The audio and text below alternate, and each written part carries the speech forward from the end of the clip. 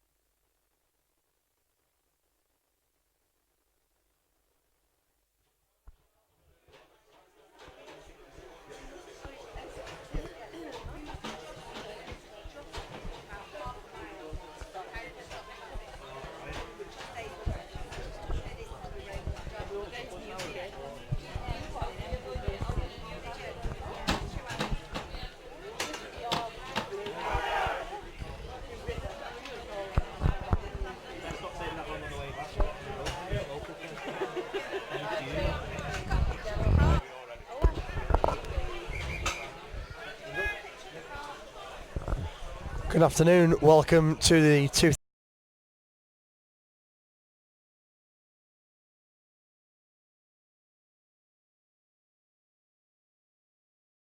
Tom. Good afternoon, how you doing? Exciting day ahead. Yeah, we're good. Proud to be hosting this from Leeds Rhinos Foundation. Are you looking forward to the afternoon? What do you think we've got in store for us today? Yeah, it's great. It's been our first inaugural year with a league format. Obviously, the competition started itself last year where there was a series of exhibition games, etc. Due to the growth, we felt it was right and proper to put a league format in, which ultimately culminates today, which is the grand finals, where someone will be crowned the inaugural winners of our nice new shiny trophy. And obviously today we've taken it a bit on the road to Selby Rugby Union. How's the setup down here? You know, it looks like the pitches are coping well as well with the rain. Yeah, it's amazing. Like I said, I was over in the northwest and the weather's been horrendous, and I made a few phone calls this morning to see if it was still on, but the pitches, yeah, are unbelievable. And just for a few people out there, just so you know, we got 6 teams in the competition, and ultimately we ask every team to host a festival, so that was kind of like their home fixture. So this is Leeds Rhinos' home fixture, which just happens to be the grand finals day. So first of all, coming up here, we've got a preliminary final between Warrington B and Wigan Warriors. Wigan, of course, finishing 5th in that 6-team league. Then we've got the 2 semi-finals coming up around 2:30. We've got Leeds versus Wakefield here on the main pitch and Warrington versus Castleford. Then we'll have the grand final coming up after that around 3:30. Yeah. And like I say, ultimately, what we wanted to, like the rest of it, and our ethos of the game is to try and get everyone in the game enjoying, having fun. Yes, there's a winner. We want to win. We want people to competitive, but equally we want people to play. So we thought it was right and proper to try and include everyone and get an opportunity to be part of the event today. And Wigan have been, a great asset to the competition this year. They've stuck in there all the way through, and they've put in some really good spirited performances along the way as well. Yeah, it's tough, you know what I mean? Like trying to get any team up and running, whether that's a 13-a-side team, a football team, whatever it is quite a tough team. So to try and get people that has got some physical disabilities playing is amazing. So it should be massively commended what Wigan Warriors and all the other 5 teams are doing about getting people playing. So ultimately, I think they've enjoyed themselves. They've been a part of, hopefully, the day of getting people playing ultimately. So we're underway here. Wigan kicking away down to Warrington. The ball taken down deep and then return it with interest. What's the reasoning behind Warrington B? They've obviously got a lot of players. Are we looking to expand the competition and bring in more teams, would you say? Yeah, so ultimately St Helens originally expressed an interest alongside their their learning disability team. Unfortunately, they just couldn't quite get enough people playing. Warrington alongside Leeds were the first teams up and running, and they managed to get quite a lot of players, so they filled that spot. So we had our 6 games per round, and ultimately what we want to try and grow is to maybe an 8-team competition. Will that happen next year? I'm not sure, but we're working hard to try and expand out. First set coming away for Warrington and bringing it away from their own line up towards midfield. They go wide again. Ball hits the ground and we call tackle there. Can you just explain to some people maybe watching for the first time PDRL, how do the rules differ from normal rugby league? So yeah, there's a few key rules. First and foremost, what you would have just seen there is that you get 6 tackles regardless. So what that means is that everyone gets the opportunity, regardless of whatever their physical disability might be, that they can still feel and be a part of that team. So everyone gets the 6 tackles. There's a few people with red shorts you might see. They're touch players only, so they can only touch to tackle and touch to be tackled. So that's people who can't necessarily do the physical contact side of it but want to be a part of it. And then anyone who you see with bibs, there are able-bodied players. Ultimately they're there to help to try and make the game play. And like I said, we've just seen a penalty here for someone tackling someone with red shorts. And obviously you can see in the Warrington team, we see them down below us warming up. There's a couple of really young lads playing there. That's the whole point of PDRL, isn't it? Inclusion, making sure everyone can get involved in the game and, enjoy playing the sport they really love. Yeah, it's great, and like I say, we talk quite often. We have a coaching and captains briefing before every game, and we talk around the ethos of the game, and ultimately that means that we want people to play and enjoy it, because sometimes some of these people have been excluded from the mainstream sport, and we don't want to make it too competitive or equally make it an hostile environment. So we always talk about the ethos, and that hopefully follows through a lot of what we try and do when we play physical disability rugby league. So as we continue here, Warrington back in possession, bringing it up into the Warriors half. A strong run there from number 3, Gary Holt. And I think, Warrington have been really the strongest force probably in the PDRL game early on. They were the team who went over to Australia to face South Sydney in the PDRL, World Club Challenge as it was, and managed to get the victory out there in Australia. Yeah, it's going to be an interesting game. The opening game of the year, Leeds Rhinos beat Warrington in that first game, and they won with an interception in the last minute by Adam Hills in the return fixture. So like I say, they've been run close a few times, and they've been run close a few times by Wakefield, so it'll be interesting. Although they finished top of the league, I don't think it's they're favourites by any stretch. And that Leeds Wakefield game obviously going to be a massive game.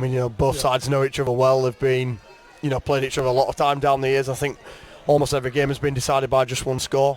Yeah, and that's really good to see, because the real competitive, exciting games. And like I said, I think the weather's affecting this game a little bit today.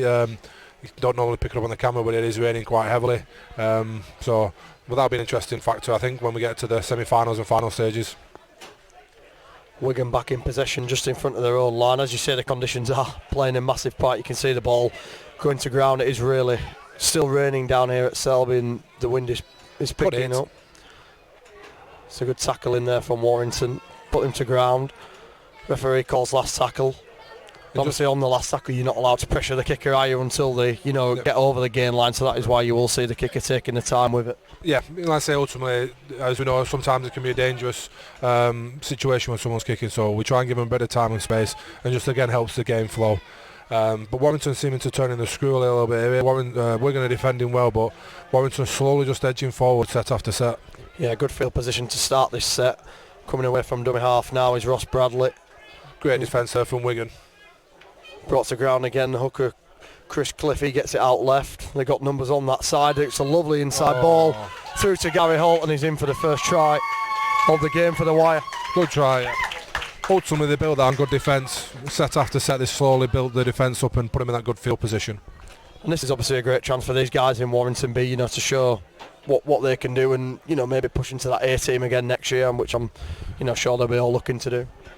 Yeah, and like I say, it's good that, like I say, it's great that they've managed to get the amount of people they got playing, and they've got 2 teams, and ultimately trying to get that progression into the first team. And like I say, obviously competition for places is always good, but ultimately we just want more people playing this great game.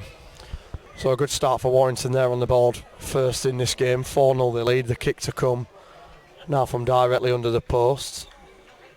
As the crowd building up here at Selby, it is a really good turnout, in the weather, and all things considered, it looks like a really good turnout for the finals day today. Yeah, like I say, we've got some great facilities down here at Selby Rugby Union, and the stand is almost full, which is good to see. There's quite a few people still on the touchline with the brollies. And again, that's really important, that it just validates a little bit that it's a spectacle worth watching, because people want to support it, and ultimately it means loads for the people when they walk on the pitch, that they're walking out into a crowd that's cheering and celebrating them. Just taking some time with the tee. As you can see, the conditions playing a part again. I think the ball's staying on the tee, so they're going to do it like the good old days. Hold number 11, It comes off the bar. Oh. It's just gone wide. It looked like it almost went over there, so landed in a massive pool in the car park, which is ball's gone for a swim. And again, that's just a great sign. Scott, the the coach for Wigan Warriors, heavily involved in GB teachers as well. Ultimately just wanted to get on and help his teammate get that kick, so it's great. He's done a great job, Scott, as well. He's really passionate about the game, about physical disability rugby league, learning disability rugby league. He's involved in it all, and I think you can see the players love playing for him, and he is a really good guy in the game that we've got. Yeah, like I said, there's always challenges with any competitive sport and league format, and we obviously we're continuing to work through that. But everyone's got a great attitude, because everyone just wants the best for the people. And Scott's one of those people that helps us drive and make us all better ultimately. And just looking back on PDRL this year, we've had some incredible experiences already. Leeds Rhinos and Warrington playing at Magic Weekend, and then coming up we've got at the Super League Grand Final, you've got Wakefield and Castleford going head to head, which I'm sure will be a great spectacle and an unbelievable chance for the players to show what they can do in front of more than 60,000-70,000 people. Yeah, it's amazing. To get a double header at Old Trafford is unbelievable. It's the first time that we've had anything like that. So the fact that we've got that for physical disability is great. Great run here. And he's away here, and he steps him.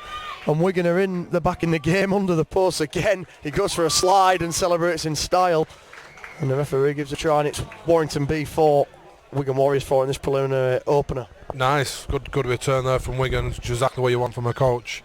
And yeah, just touching back, like I say, it's the first time we've had any type of double header, so although it might only be for a short period of time, to get to walk out on the Theatre of Dreams is remarkable. Really, truly is, considering that a lot of the United teams below the first team don't get to do that. So the fact that we've got the opportunity to showcase and show that ambition that we want is great. And obviously Wakefield have got Paul Gallen coming over to play for him. That's massive for the PDRL game, and he's obviously a great ambassador for the game of rugby league, but what's he going to bring to the occasion? Yeah, well I say it's Paul Gallen, isn't it? You know what I mean? He's, for anyone who is interested in like international rugby league or NRL, you understand that he's one of the superstars of the game, been around, done everything. So the fact that you get to lace your boots next to someone like that is just amazing. And also Cass have got Dean Sampson, which is a legend of that game as well.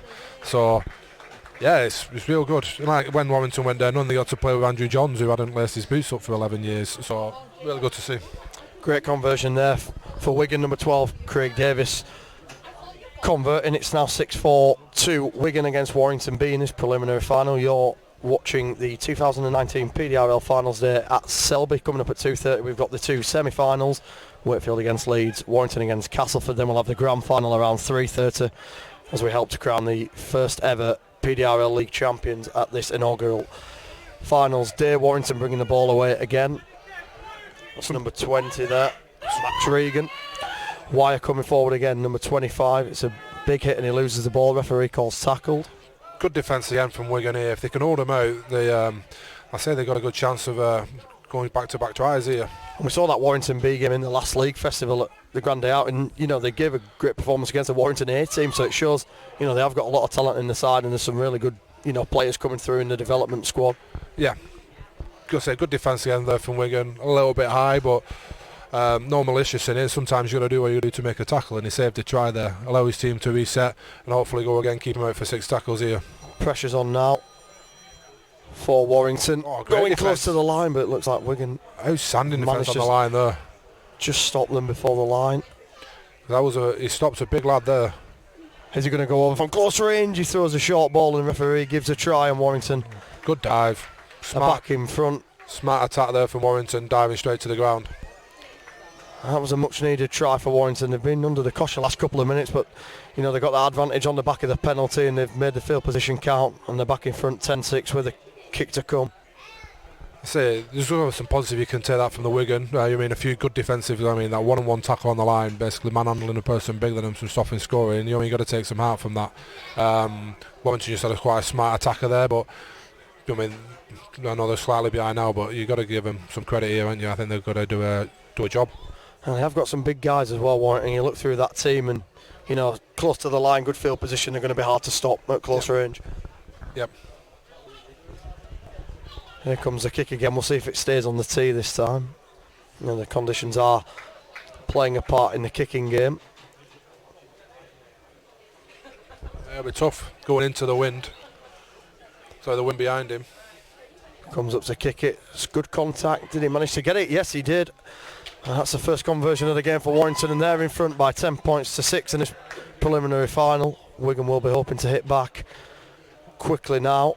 So we're coming into the latter half of the game, about 11 minutes played here so far in this final. Yeah, as I say, it's important to go that kick. It was from out wide. It puts a bit more pressure on Wigan now. It means they need to convert the next try to go back in front. So Wigan coming back to play the ball. They retain possession, of course, in PDRL, no kickoff. So once you've conceded, you get the ball back from play the ball from the halfway line. So they'll get good field position in this set. Oh, good run. That's a strong run forward, but met by good contact. 2 men taking him down. Again, you'll notice that the referees do quite a good job of trying to control the game, so there are some big hits, but ultimately the referee try and goes off the players to help control that tackle, so no one ends up in the situation again too big run out of dummy half by Davis, and that's followed up by a good carry from Carter. Penalty given, maybe for a ball steal there, was it? Two on one ball steal. Actually, I'd asked the question before, can you allow a ball steal in the game, and I think part of the rules is that you won't be able to do that. It'll just be classed as a tackle. So Wigan got the ball close to the line, trying to beat him on the outside. It's a great inside ball, hands off Great one. hand off. Can he get past the second? He's just short of the line. Good recovery. Good defence from Warrington to stop them just short of the line. And he's going from dummy half. It looks like he lost the ball though. So it will be tackle 3. Almost over for Wigan there. It's 10-6 to Warrington, so they're knocking on the door looking to level this game up. Right on the edge here. They're going to get... He's going from dummy half again, but it's just short. It's great goal line defence from Warrington. They're holding firm, refusing to give up the advantage. And this time he could be in. I think he's gone short side. Has he managed to find the line? No, he's given a try. No, it looks like he's given a try. He went short side. He was looking for that advantage. It was 3 consecutive plays jumping out of dummy half, and Warrington didn't seem full by it, but I think he just managed to squeeze in the corner there. Yeah, they were persistent though, Wigan. You know what I mean? Because they needed to get some space because there was heavy in the corner. But yeah, good thinking. Second try, I believe, for the Wigan player there. Struggling to see the number on the back of his shot because of the gold. The numbers are quite difficult to see for even from up here. You know, the gold on the white doesn't make for easy reading, but that was a great finish, diving into the corner. And again, I think that's a great thing. Is that obviously one thing we wanted to try and do with our physical and learning disability is have that parity and ambition, so that they can represent their hometown team, and the foundations and the clubs have come on board and have been absolutely great with that. So the Wigan Warriors teams is playing exactly the same tip as the men's team, which ultimately means gold numbers and gold badge on the arm because they're the grand final winners. So although it's great for us, maybe not up here because we can't see his number. Yeah, you've got to say, you know, the teams look great in all the kits, and you know, it makes them so proud to be able to represent their clubs. A lot of them are hometown lads, and you know, they support the kids, the team since they were a kid. And you know, I know, speaking from working with the Rhinos, that so many of the guys, you know, they've dreamt of playing for the Rhinos all their lives, and it, you know, gives them that opportunity to really, you know, showcase the sport, but also be a part of a team and be part of something special. Yeah, and ultimately one of the best things I think for what we've managed to achieve with physical disabilities, from the offset we wanted to really make sure that we had them everyone at the same venue. So instead of playing home and away or playing exhibition games, we wanted to try and make it so that there was all at the same venue. And the reason why is we wanted to try and give people that chance to meet like-minded people, be part of a wider family, and be part of a team, a movement that they wanted to be aware of. So that's why they play 25-minute games rather than the standard 50-minute games, which is the rules, because we wanted people together. Yeah, there's been some great camaraderie in the sport this year. Warrington back in possession, coming forward. They've gone short side. It's a lovely short ball there. Great Just going to be short of the line. It's great recovery defence again from Wigan. 10-10 the score at the moment. Put the bodies on the line there. Yeah, they did. It was really good recovery defence. It's the last tackle. Can they get it? Oh, it's just short of that line. It looks like Yeah, that is a handover. I'm going to say he did show the signal, but he just forgot a moment there, the referee, that was the last tackle and signals at the handover, and Wigan has survived. Great work from Wigan there. I mean, like I say, the kick from Warrington are really important because it ties the game up going into the last 10 minutes, and it's anyone's game. And Wigan again coming away out of dummy half, almost getting past one. He's held by the legs, and the second man comes to finish him off over the top. It's a wrap-up tackle. It's a great effort there from number 3 for Warrington, Gary Hall. Oh, nice passing play. They're throwing the ball around, Wigan. You know, they're keeping it alive, and you just see how much progress they've made this year in the PDRL game. You know, when they first came into it, they were a bit unsure of each other, and you know, they didn't have that same bond that maybe the other teams had from playing in games last year. But you can see they're really linking up now. They're set up well, and they're throwing the ball about, which is great to see. Yeah, really good. Some good defence from Warrington. Oh, great offload. Oh, well done. That's a great tick there. Gets it away, and now he's got to run at the defence, and he barrels over one. And is this going into the last tackle? Go forward again. Gets it away again, and if he breaks this one, he is away. He's going to go the length of the field. What a try this is from Wigan. They kept the ball alive there on the 4th tackle, and he goes under the post. That's a great try from Wigan. Real tough defence from Warrington, just couldn't get them down, and Wigan just kept the ball alive. Yeah, you've got to say Warrington were putting the bodies on the line and making sure they brought them down, but Wigan finding a way to offload, and some lovely passing play. I think there was about 4 or 5 passes in that try alone. Yeah, real outstanding. You know what I mean? They just kept on turning up for the mate, and they just managed to get the ball free and just kept on going. It's you got to feel a bit hard done by a little bit from Warrington, because I think possibly they've been the more consistent and structured team, but Wigan seems to just keep on making those individual breaks and moments of brilliance, and it's a compelling game so far. So it's 14-10 to Wigan with a kick to come from Davis. It's right under the post, and he has kicked one from a bit further wide already, so shouldn't have too many problems with this one. Wigan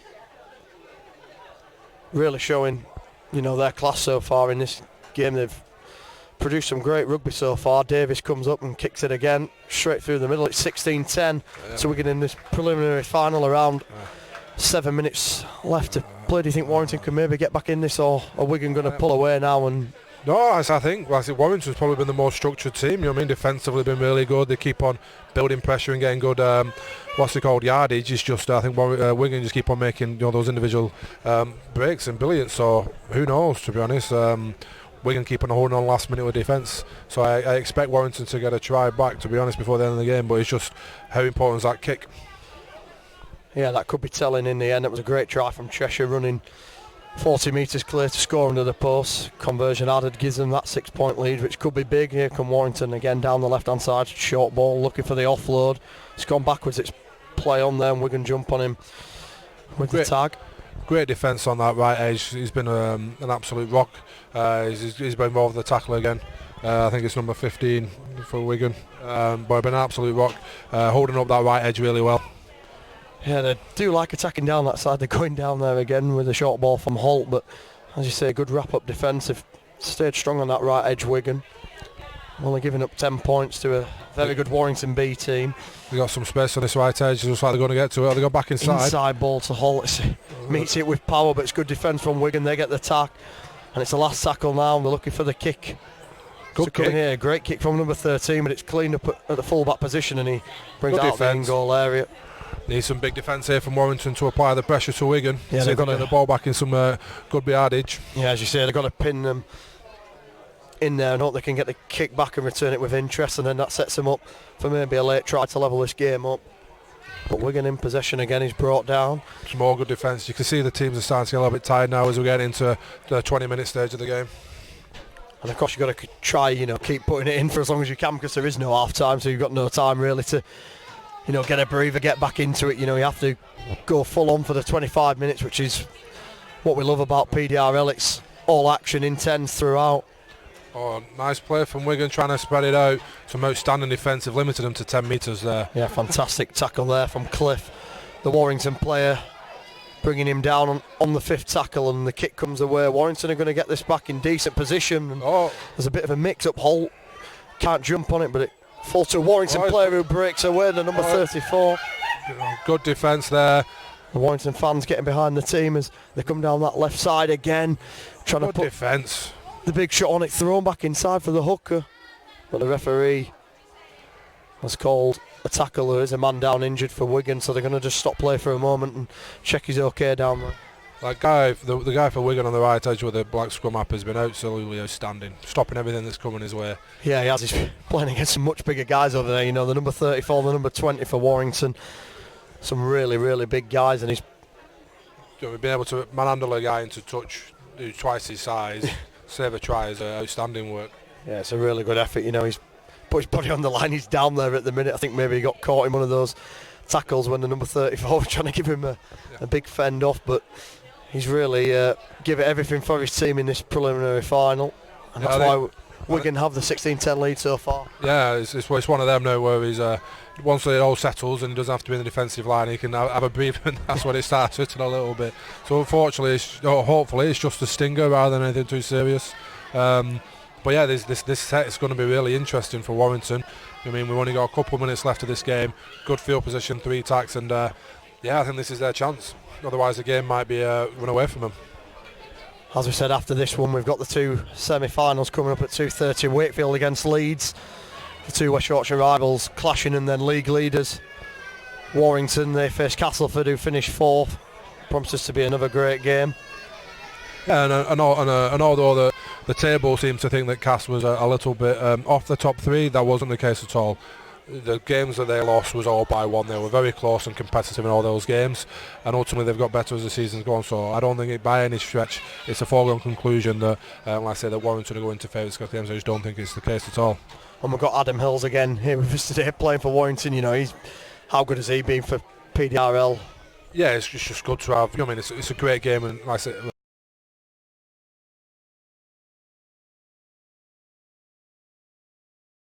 more people playing. There was the story, Darren Dean, who's from Wakefield, he heard about it because his missus seen it on ITV Breakfast, and that was because of Adam Hill. So I mean, that's the type of opportunity you get through Adam to get more people seeing it, understanding it, and ultimately playing this game and helping hopefully make their lives a bit fuller. Yeah, the exposure for the game through someone like Adam Hills, you know, he really is invested in it. You know, he's putting other commitments aside to go to training, to go to matches, and you know, he's clearly got a real love for the sport and for Warrington as a club now. Yeah, great line. Almost took it through there, Holt, as we return to action here. He told a story around ahead of the grand day out at, the RFL run for the social inclusion.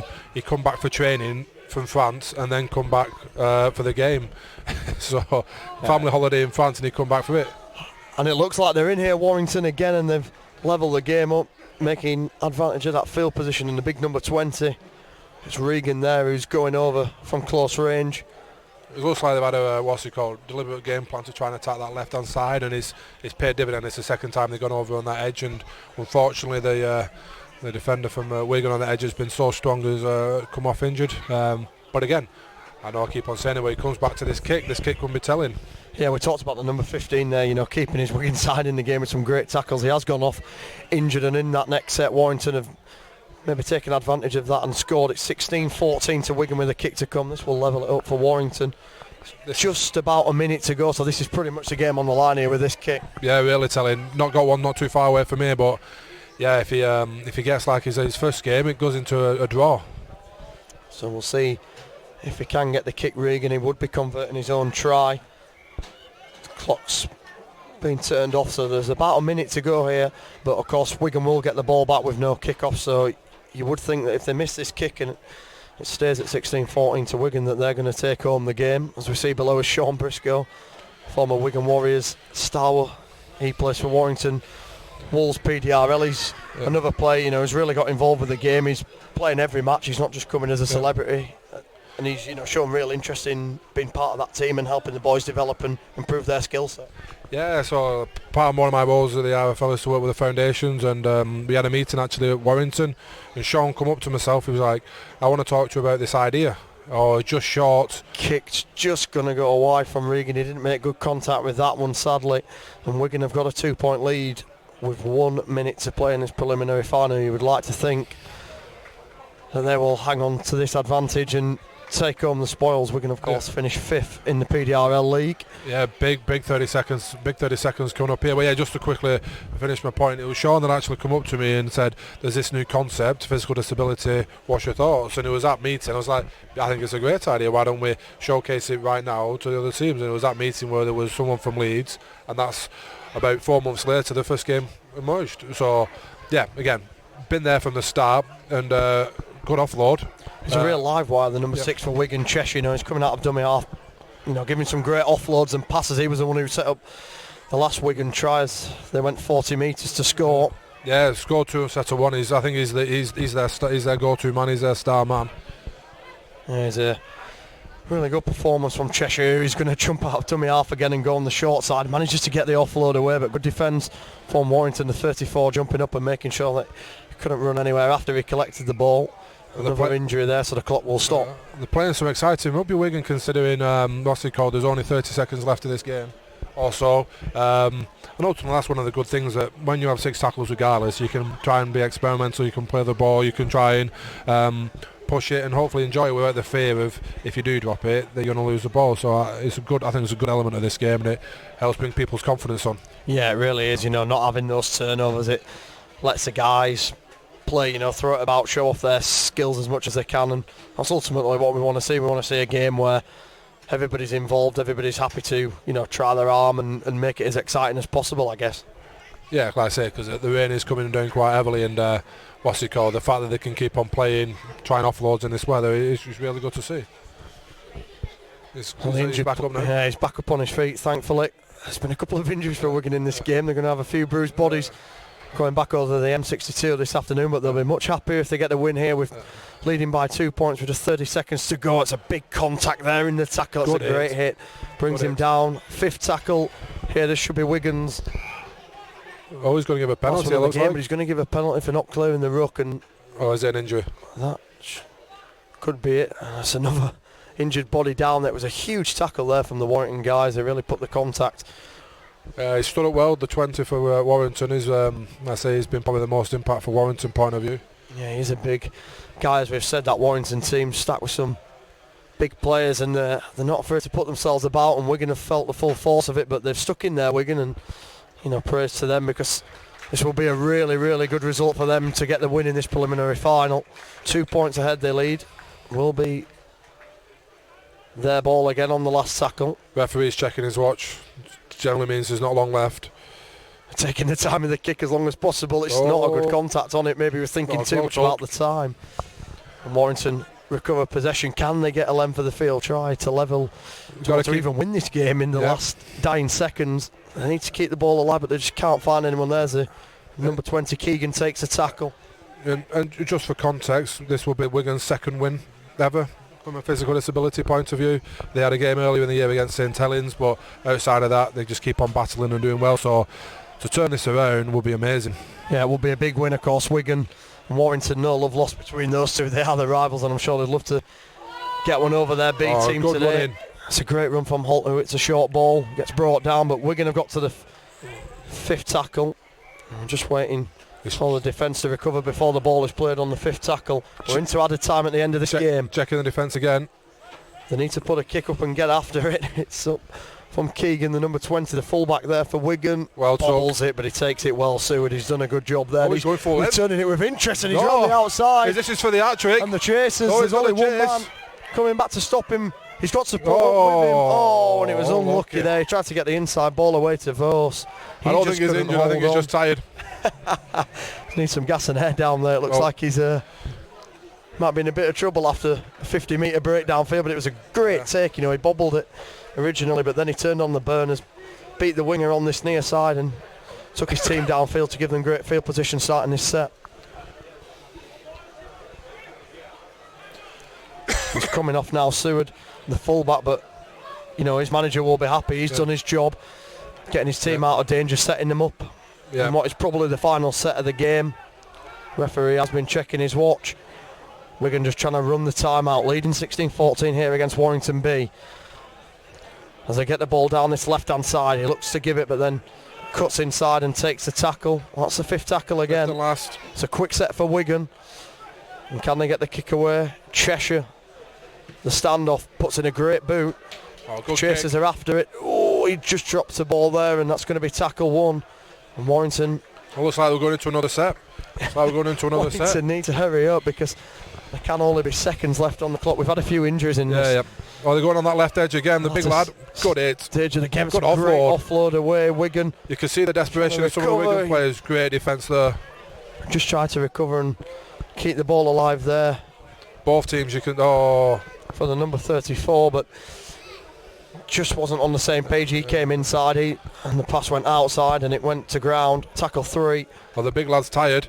The big lad gets it out. It's a great pass, but what have they got left? Warrington, they're looking leggy now. They get it to Holt again. Good work. Down this right-hand side. That's a good tackle. Whip day with the ball. Oh, they think might have some joy on this edge. The first for space. Coming down here, and he could be away. Yeah. It's going to be a dramatic finish to this game as they've gone away. I think they've tackled him. He's red shorts, so I think they've tackled him. I don't think this is going to count. There's some drama here because Wigan are saying they've tackled him. Yeah. To be fair, I thought they did tackle him. It would be a tag that they need because, of course, he is the red shorts player, so they only need to tag him. The referee has brought the try back. It was almost a dramatic winner for Whipday there, running down the right-hand side, but the referee's brought it back for a tackle. Yeah, honestly, to be fair, I thought it was a tackle. It was close enough to make it, and they stopped straight away the 5 for Wigan there. So Warrington looking... Last tackle. It's another set they managed to hold out. Yeah, it's good defence from Wigan, but what have they got left? It's a great kick the there. fullback's off. They've left it open. In behind Griffiths it was, so Warrington with the kick. And if it just stays in, well... I think they've been unlucky there because there was a chance there since the fullback man, they didn't manage to replace him, and they could have got a lucky try there. Yeah, the touch judge out there was keeping a close eye on it. It was a great kick into the corner. If it had just sat up, he would have had a chance, on this wet pitch. He'll have to dive at about the 10-metre line and he's sliding over the line. Yeah, so I just want to give a shout out to the referees. Carl, who's been to a number, and Stuart did a number last year, and that's the time. And there we go, the Wigan clock Warriors is up, and what a win that is for Wigan Warriors, just a second ever win in the PDRL game. What a spectacle. Yeah, great game there, and the final is decided by that late try, which was chalked off by the referee. It did look like a tackle was made, and Wigan have held on for the victory. Full time in the preliminary final. Wigan Warriors 16, Warrington B 14. And we're going to have a trophy presentation with Tom. He's making his way down to the field with the trophy. Of course, great end to the season for Wigan. And they'll be happy to get one over their rivals Warrington in this one. And we'll have the trophy presentation and then we're back for the semi-finals. Wakefield against Leeds and Warrington against Castleford, as things hot up on this 2019 PDRL finals.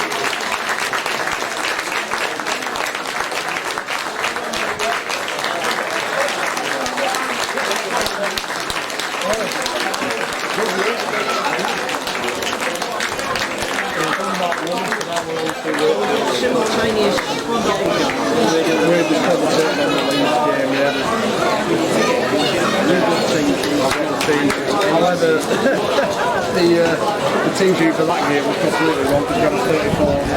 But I know the league players that's good. Wakefield have got the name. No.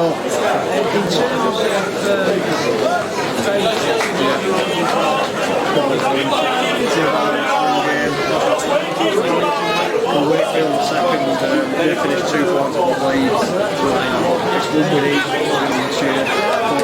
Both games are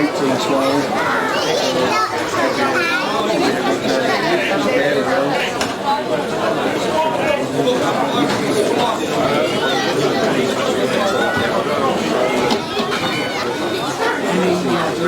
No, we've not. I don't think they have. I don't think so. So it can't be York then. I don't think so. Pretty sure there's no way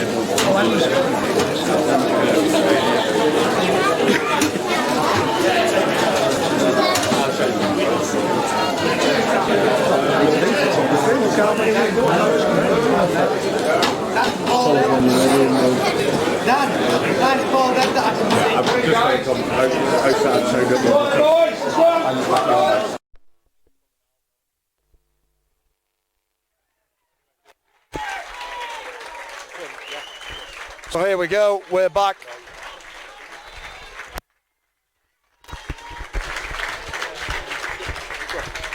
Hello.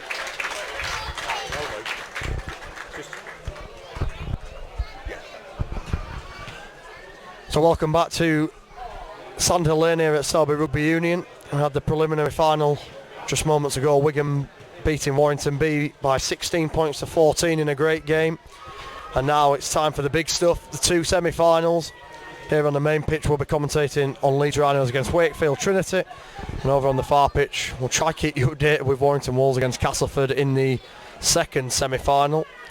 Of course the two winners will go into the first ever PDRL Grand Final as we crown the champions of the sport for the first time, which will be a momentous occasion of course for all the teams.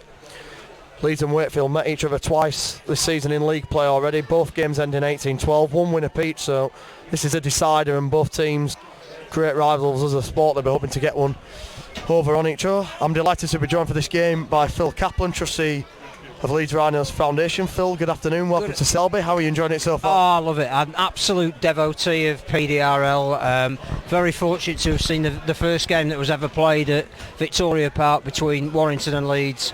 I think this is the most uplifting part of the sport. I think we like to make out that we're all inclusive. This is the best manifestation of it. Absolutely nothing but admiration of anybody that plays this game at any level, but these guys and ladies are a cut above, so really looking forward to this. So there's a kick-off down to the Rhinos. It's Sam Zeller it is who picks it up and returns it with inches. That's a great run back. I mean, you can see the speed already of this game. It's going to be a real battle here from both sides. Yeah, you can tell that there's a real rivalry here as well, that both teams came out absolutely fired up. I think we've seen in the first game that two very evenly matched teams, but already in the third tackle of this one the intensity is already higher. So it's with the Rhinos here. Tom Kay is who takes the tackle. Tom, of course, brother of Halifax star Ben Kay, used to play for the Rhinos himself. Tom showing what he's made of today. Tommy Pouncey takes a huge hit up there. Referee calling tackle made. You know, Wakefield jumping in on him. 3 men in the tackle and Pouncey gives as good as he gets. Sam Zeller in at dummy half gets it to Tom Lockett. He gets it on to Simon Brown. And he's tackled there on the last, but he's taking a hit there, Cy Brown. So Phil, you were there at that first game. What kind of difference can you see in the game, you know, from that first game to now at the first ever PDRL finals day? I think the first thing you can see is the greater organisation of all the teams. That's understandable. The more coaching they get, the more time they spend with each other, the more cohesive they're going to be as units. And I think you can tell that with this first set of 6 here. There was some structures to the way that Leeds were playing, but also in defence, Wakefield moving up and covering the options. I think, you know, you mentioned Tommy Pouncey taking the ball in one of those first drives. He's not going to take a backward step all afternoon. Feisty character on and off the field. Great leader of his men. And we're starting to develop personalities and characters in PDRL at the moment, and that's what I like about it, is that we need to promote these guys. Simon Brown, is injured at the moment, but a war hero, and his story has been told in that first year that we've been developing this as a sport, and people like Simon, just they are the face of this sport, literally and metaphorically. Yeah, he's a great warrior, Simon Brown. He's been through so much, and a lot of people know about his story. He's a war hero. as he comes off here to a great applause. But you know, the passion he puts in for Leeds Rhinos PDRL. He's a huge Leeds fan, and he really loves playing, you know, for the team and pulling on that blue and amber jersey. Absolutely, and Wakefield have players who are similarly committed, and I think the whole ethos this year of having festivals so that everybody can play at the same time has really worked for the sport. Good downfield kick by Lockett, but it's caught by Connor Lyons, the Wakefield fullback, who steps inside one. He's a red shorts player, as we said. If you're just joining for the first time, you maybe never watched it. The players in red shorts, they only need to be tagged. The other players are full contactors in a normal game of rugby league. As you see, they're returning the ball with interest, and it's a good tackle by Dan Roberts to bring him down on the second. It's good line speed from Leeds. They're right up in his face there. Darren Dean, it was, shipping on the ball and getting it out to Josh Goodfellow. They've got some big guys, Wakefield, you know, in that pack, and they're going to use that to their advantage this afternoon. They have, and we were talking about characters and personalities. Connor Lyons is somebody, again, that nothing but admiration for. Been through a lot. Absolutely stalwart of the community game when he was a youngster who thought that his opportunity had gone. And that's what PDRL's all about. It's giving people a second chance in a lot of cases. And not only is he relishing the opportunity to play, but he's been down under on a tour as well, which, you know, to offer those sort of opportunities is magnificent. Rhinos back in possession as Lockwood brought the kick back. It's now Chris Young. Of course, he's the main reason we're here today. Is, of course, facilities manager down here at Selby offered us the ground, which was a great gesture from him, and I'm sure you'll agree the facilities down here have been brilliant. I'm really impressed with the crowd as well. It's a virgin area for the sport in many ways, and a lot of people have turned out with club colours from all of the clubs that are competing. The grandstand here is full. I think the bars are full as well. It's just got a really good atmosphere and feel to it. Yeah, and it's a really good effort, you know. I mean, you probably might not be able to see it on the stream, but the rain is seriously coming down here, and there's even people over on the far pitch watching Warrington against Castleford with no cover, which is a real testament to their dedication to supporting their guys. As Rhinos put the kick through, and Tom Lockett chased it with interest and put a huge shot there on Colson, the winger for Wakefield. Didn't like that one, but gets up and plays the ball as Wakefield look to bring it away from their own line. I think the rule that's improved this more than any other is that there are no knock-ons. If you lose possession, it's still retained. So you mentioned the weather, and obviously in normal circumstances it'd be really hard to hold on to the ball, but it just keeps a flow to the game, gives the side a chance to build momentum, and so there Wakefield have lost the ball in contact, but it's still their possession, and I think that's been one of the great laws of PDRL. Yeah, that's something we spoke about with Tom Brindle from the RFL in commentary during that first preliminary game. You know, he was saying we want to make sure people can throw the ball about. We don't want any fear of knock-ons, and, you know, it makes the game a better spectacle as a whole. Absolutely, 100%. And the ball goes down to Owen Lockwood, the fullback, who takes his time, traps it, gets it away. It's a great return there from Lockwood, who brings it almost up to the halfway on the first tackle. He's got good field position there, but looking to score first in this game and take the advantage. This is the semi-finals you're watching of the PDRL finals day. The winners will go into the first ever grand final competing for the trophy.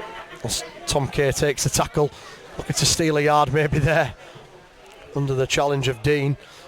Ball goes loose, comes to Gobin, who picks it up and comes back inside, takes the tackle. Rhino struggling for yards here, but it's with the big man Dan Roberts, the player coach. He's tackled. There was a tag there, but they continued the tackle anyway. Last tackle for Leeds. Sam Zoller in at dummy half. He'll look to find Owen Lockwood, the kicker. And Scott Gobin, who takes it, puts in a little kick through. Can he stab it forward? Lyons comes forward and kicks it, and he's going to retain possession for Wakefield. Did well there, Lyons, because that was a lovely bit of improvisation on the last tackle from Gobin, but Lyons read it well, covered it well, and retained possession. Yeah, they almost got caught cold there. Wakefield, was expecting the kick from Lockwood, but the ball went to Gobin. He stabbed it forward. Gobin, of course, the top try scorer for Leeds this year, 10 tries in just 10 games. He'll be hoping to add a couple more today to see his team to glory. As it comes now with Dean, he steps inside. Darren Dean, real player for Wakefield, one of the leaders in their team. Gets the offload away, and he's brought down on halfway on the second tackle as Lockett maybe down there injured. Darren Dean looking a bit like James Ford of Toulouse, ball-headed playmaker. Yeah, it's not often you see a 6'4" ball-headed playmaker out there, you know, spinning the ball about, but he does it, Darren Dean, and he gets everyone involved as they look to break here. Wakefield with Callum Parkinson. Looks impressive, Parkinson, in these early stages. Yeah, rode one challenge there, got up and kept going. Good field position for Wakefield. It's a lovely inside ball from Dean to the number 7, Lee Whiteley. He's brought down just inside the 20-metre line. It's the last tackle here for Wakefield. They're going to look to put a kick on. And one of the rules of PDRL is that you can't advance on the kick, you can't charge a kick down. So they do have that time. It's a lovely reverse kick from Dean, and the fullback is there to scoop it up and score. It's Johnny Humphreys there for Wakefield, who gets the first try of this semi-final, 4-0 to Wakefield.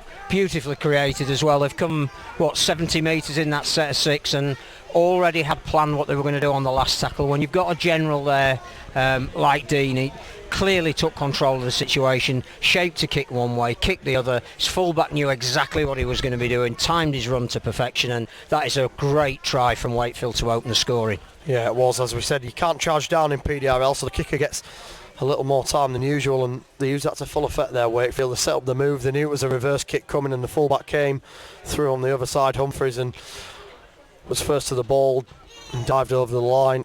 As Dean it is who takes a conversion, it bounces off the upright and comes out, so it's 4-0 to Wakefield. Hopefully that won't come back to haunt him in a Don Fox kind of a moment. Yes, well, the weather is, definitely the same as in that final. Let's not mention it.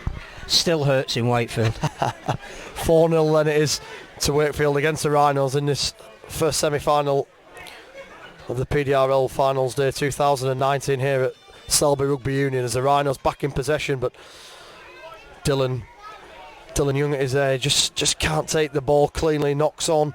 Zeller gets it out to Pound, so he's going to look to make some yards, use his size, as Tom Kay goes in at dummy half. Pouncey just reminds his tackler that he's there. And he loves that. Pouncey, as he said, he's a great talker on the field, he's a great talker off the field. He was talking this week, he said, we're here for one thing, and that's to win. That's the mentality he has, and he's a huge advocate for the PDRL game and huge advocate for the Leeds Rhinos side as well. Running straight at the guy who brought him down last time as well, which is exactly what you want to see in rugby league. With the ball now, Nick Horner is the newest addition to the Rhinos side. He's only been with us for the last 2 games of the season, but he's already made a real impact, and he adds to that forward pack, of which the Rhinos have a really good one. That's a great kick in there. Goes out of play, so Wakefield will get the ball back 10 metres in front of their own line. Hate to say it, but the weather's getting worse. Rain is getting stronger, and it's now drifting across the ground. The wind's picked it up a little bit, and we're lucky we're under cover, but those guys deserve even more credit for being out there playing in it. Yeah, we're even getting a bit of spray up here in the grandstand now. We are under cover, thankfully, up here, but as you said, the weather really coming in and blowing across field, so it's tough conditions. That's a huge hit up there by the number 8 for Wakefield, Alex Dickinson. What a hit up that was. He put Zeller, I think it was, he put him on his back and got Wakefield on the front foot. It's a lovely short ball again. It's Parkinson again who throws the ball. Was it forward? Lockwood's claiming it, but the referee says it's all fine, and Wakefield are in for their second try of the game. It's Harry Colson, the winger, who's going to dive in under the post. Looks maybe like it drifted forward there in the wind, but the advantage given by the referee, and Wakefield are in. It's 8-0. I think the referee was absolutely in line with that, so he had a very good view of it. Came from a wonderful charge in out of the back play, and a great little slip ball as well. So full credit to Wakefield in these conditions to be moving the ball like that. They're getting what they deserve at the moment, and they look the most likely to be heading to the grand final. Yeah, they're on the front foot early here, Wakefield. 8-0 lead now with kicks come under the post. And Dean is a good kicker of the ball, so you'd like to think he'd had this one. That makes it 10-0, and the Rhinos have got it all to do here in the last 15 minutes of this game. It's going to be a real battle for them, but they have got the players capable of going downfield quickly in 1 or 2 tackles. We've seen Chris Young already this year. The pace he's got, all it takes is one break and he's away, and we'll get the Rhinos back into it as the ball comes back onto the field for the start of play. It's Leeds Rhinos 0, Wakefield Trinity 10 in the semi-final. Here, PDRL Finals Day live review from Selby Rugby Union. There's a great balance about this Wakefield team. They've got some big men up the middle that are creating havoc. They've got some fast men out wide, some clever players that are covering kicks up the middle. So just think the Leeds team look a bit lightweight by comparison. They haven't got a big man that can really trouble Wakefield. If they're going to play up the middle, I think Leeds are going to have to move the ball wide if they're going to get any success. Yeah, and that's something, they really need to utilise, especially with Lockwood today in red shorts, the half-back. He usually plays as able body, but he's had some injuries recently, so his red shorts today can only be tagged. He doesn't have to be full tackle, so it's harder for him to, to play around with the ball and take on the defence. But here comes Chris Young, who works here at Selby Rugby Union. The defence caught napping, maybe an offside there. It's Corbin breakthrough, and this is going to be his 11th try this season. The star man for Leeds Rhinos, Scott Corbin, chinks out of 3 players and gets a try under the 6, and it's 10-4 with kick to come. Cut that down to a really quick play the ball from Chris Young, spotted that the Wakefield defence was a little bit fractured, took advantage of where the red shorts were, ran away from them, so that it had to be full physical contact rather than just a tap, and summed up the situation brilliantly. Govin was superb because he read it and went with him, but that was purely down to Chris Young spotting a gap and getting a quick play the ball away, and now we've got a game on. Yeah, Scott Gobin there, adding his 11th try this season in 11 games. He's been on fire this year as the kick comes in from Tom Lockett. It's successful, it's over the black dot. So, we've got a game, 13 minutes played in this first semi-final. It's Leeds Rhinos 6, Wakefield Trinity 10, as Trinity get the ball back on halfway. But the Rhinos really back in this game and hoping that they can add another score to maybe take the lead and advance into that grand final. But as you say, they're making advantage of the quick play of the ball. That's the thing with red short players, is they've only got to tag you, but you can play the ball as quick as you like and you can catch the rest of the defence napping maybe. Yeah, you've got to spot where they are in the defensive line and play to the fact that, if somebody is hanging back a little bit, then you exploit that. But Young was great, spotted that. But again, good support from Govin as well. And I think this game has been everything we've expected it to be. Two teams have been very close all year. Some real skill on display. Nobody taking account of the weather conditions. They really are ignoring them. And we've seen 3 real quality tries in the opening, half of this game. Yeah, Emma Kirk on now for Wakefield. We talk a lot about inclusion in the PDRL game. We've got men and women out there playing, which is fantastic to see. Emma has been a huge advocate for Team Colostomy UK, and Tom Kay has as well for the Rhinos, so it's good to see them coming up against each other today in the semi-final. Well, again, without wishing to blow our own trumpet, Emma is a columnist for 4020 magazine, and she does a column every month on what's happening in PDRL, Colostomy UK. So another of the reasons why we're so keen to follow this sport, and Emma is our correspondent. It's great to have her out there because you don't get a better insight than actually being on the field. Yeah, that's right, and she's a real asset to the PDRL game. And what a hit there by Gobin. That was a huge hit on last Darren tackle Dean. play as well. Yeah, it was on the last tackle. He was looking to maybe just double pump and drawing the defence before feeding the short ball, but what a hit from Gobin coming over the top, and he lost the ball there, Dean, and it's handover. The Rhinos back in possession, trailing by 4. And it's possibly moments like that change games as well, that Wakefield are looking to their star man, their talisman. Remember on the first try of the game was a last tackle play where he put a beautiful kick in, a reverse kick that his team read magnificently. Leeds then were not going to be fooled. They just went, OK, you get the ball, we smash you. So Pouncey brings it away on the first tackle for Leeds, trailing by 4, but momentum maybe with them now, scoring the last try and then winning the ball back from that mistake from Dean, as Tom Kay takes the tackle on around the 40-metre line, plays it quickly to Lockwood, who jumps out of dummy half, the red shorts player. He's going to look to get a quick play of the ball. Zeller in there at dummy half, looks around for support and maybe breaking away. It's a good tackle by Kirk to get the tag on him. Lockwood out of dummy half, throws the ball, but it's way behind everyone. Gobin gets there. You see Dean losing his foot in there, and the conditions beginning to maybe play their part in this game. They will, but I think again you've got to move the ball. This is a cup tie, it's a cup semi-final. You can't die wondering, so don't blame the passer, and Gobin did well to rescue the situation. It's a great kick down there for Chris Young, the hometown player. He's got a lot of fans here cheering him on today. He works for Selby Rugby Union, as we said, as facilities manager, and there's been a big turnout for him today. He'll be hoping to advance to the final and lift some silverware in front of his home crowd. It's a huge run back from Parkinson and a good shot by Pouncey there. I think the thing that Wakefield's advantage at the moment is they're playing territory well. This is the best set of 6 that Leeds have had defensively so far, but a lot of the players been down in the Leeds half, and I think that's why Trinity in many respects have nullified Leeds' threat. This is a big set for them. Can they clear their own lines. Great offload. Yeah, it's a great offload there, coming away now. It's a winger again. It's that man Colton who shows the ball, and then he dummies past the fullback. He bought the dummy there, Lockwood, and he's chasing back, but he's not going to be quick enough, and Colton has gone in yet again to score for Wakefield, his second try of the game. Referee just checking, but that's going to be a try, and Wakefield lead by 14 points to 6 in the semi-final. And that's why they deserve to be ahead, because they were put under pressure in their own quarter. They needed a bit of magic to get down the other end of the field, and that was fantastic sleight of hand. And even at the end, where he had a man on the inside who he could have passed to, but backed himself, dummied and went, had the pace to go half the length of the field. That again is an absolute quality try that if you saw that at any level of rugby league, you'd be on your feet applauding it. And full credit to Wakefield. That is the way of getting out of your own defensive end with absolute delightful piece of skill.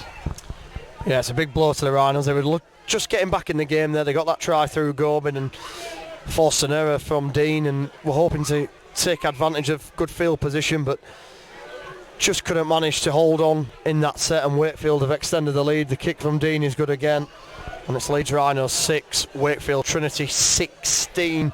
With around 8 minutes to go in this semi-final, so Leeds have got to score, you feel, in the next couple of sets to force their way back into this tie. Yeah, I think so. They possibly do need to score from this set, or at least make sure that they end up within 5 or 10 metres of the Wakefield line. But even then, they couldn't stop the brilliant break up the middle and fabulous dummy that led to an absolutely wonderful try. Again, a quick play of the ball there by Billy Rowland. Zeller tries to go wide to Hughes, but he just can't hold the ball in these conditions, takes a slip and then plays the ball. It's Kay inside to Zeller. Good run from him, that could be a high shot. Here's the referee, picks it up, and it's a penalty to the Rhinos. I think Zeller's the kind of guy that Leeds will look to for something dynamic and a spark, but again, the pass that he threw then, you've got to let your teammates know what you're doing, and it's all very well flinging it wide, but if they're not ready for it, it doesn't have the same impact. I think Zeller up the middle, if he can get a step on in this weather, that might be difficult to hold. Yeah, he's been a huge returnee to this side. He's missed the last few games for the Rhinos, but he's back today in at dummy half, and he dictates the play really well. Sam Zeller, he's a really intelligent rugby league player. As he comes again with the ball, feeds it on the inside to Kay, but it's great line speed from Wakefield. Dean it was who got up there and got in his face to bring him down, but Zeller jumping out of dummy half. Here's what you talked about just moments ago. Takes the tackle from the red shorts player. They've got it over on that short side if Chris Young can step inside, but good defence from Wakefield denies him the try. As Leeds come looking for the score, third tackle. Kate Izzy tries a kick through, but Wakefield managed to jump on it. It will be Leeds ball because there was a knock on in there. So the tackle count continues. Govin's screaming for the ball far out on this left-hand side. Yeah, he can see a gap. All the players are bunched up over there. Billy Rowland tries some dummy half, but as a red shorts player, it's going to be difficult. They tried it with Pouncey close to the line. They're celebrating and they're in. He's gone over from close range. Tommy Pouncey, the vice-captain. And that could be a huge score for the Rhinos. With just under 6 minutes to play, about 5.5 minutes to play, and the Rhinos are back in this game. It's Leeds Rhinos 10, Wakefield Trinity 16, with a conversion to come from out wide. So whereas Wakefield used the rapier, Leeds used the bludgeon.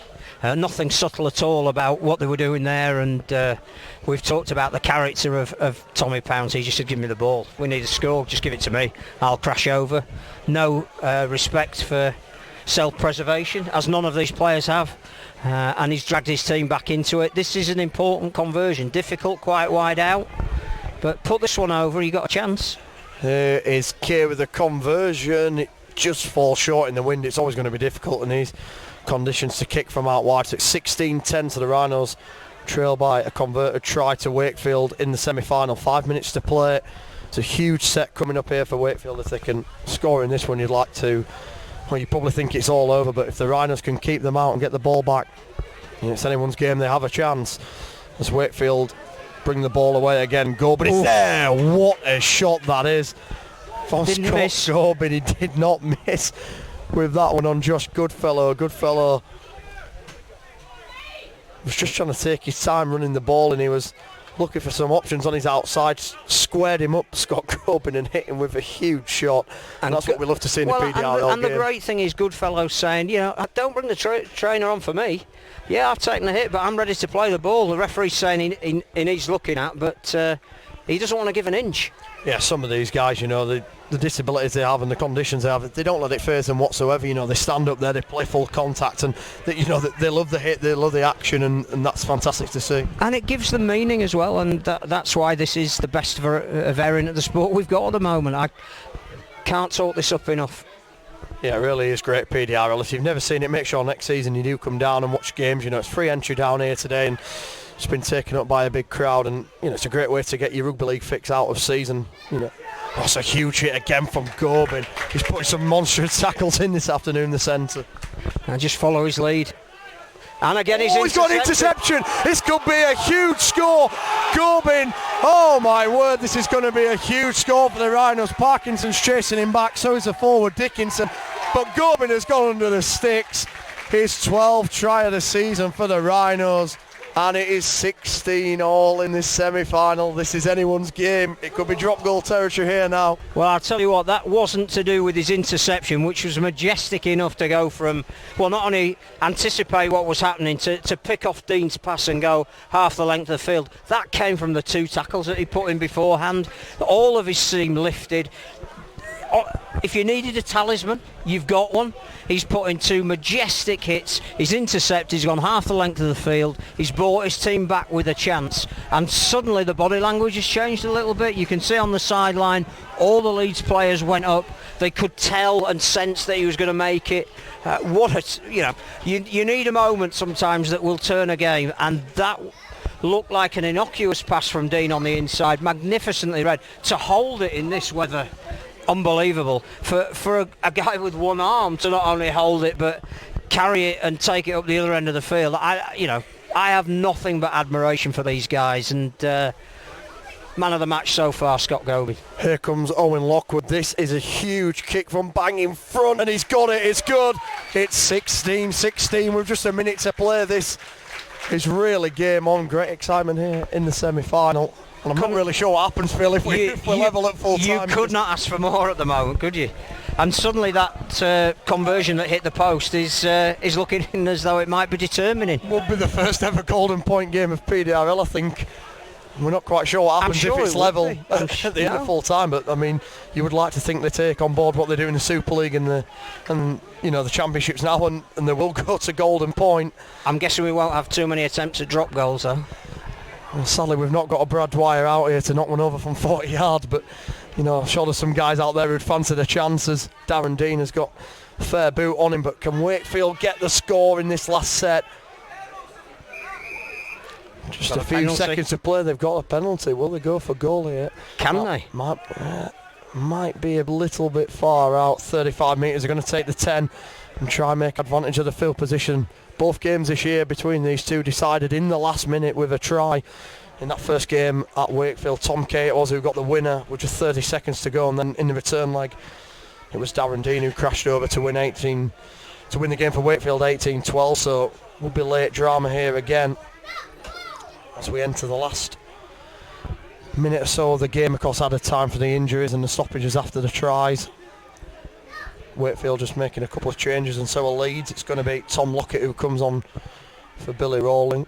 Safe to say that Simon Brown isn't coming back, unfortunately. He's got his hoodie on, but he's a very interested spectator on the touchline talking to the Wakefield coach. Yeah, he's a great leader to have there down on the side of the pitch. He's got a lot of experience playing rugby league, and if he's not out there playing, he can certainly be out there coaching and telling the guys what they need to be doing in this last couple of minutes. It's a great inside ball there, and was he touched? The Rhinos are calling for it, but referee says play on. They're just a few metres away from the line now, Wakefield. As the ball comes back to Whiteley, spins it away, Dean misses it. Comes to Parkinson, who's already scored in this game, and it's a good tackle by Lockwood to get in his face. They look like they're going to load over that left-hand side, Wakefield. The Rhinos need to be aware of it here, because Parkinson, who's got pace to burn, he's coming back on the other way, but slips. Can't take advantage as Dean gets it again, throws a short ball. It's going to be a one-on-one. If Hughes can't get him, he could be in for the try. And it is going to be a try for Wakefield. He ducked inside the challenge of Hughes, and Humphreys has maybe won this game for Wakefield in the dying seconds.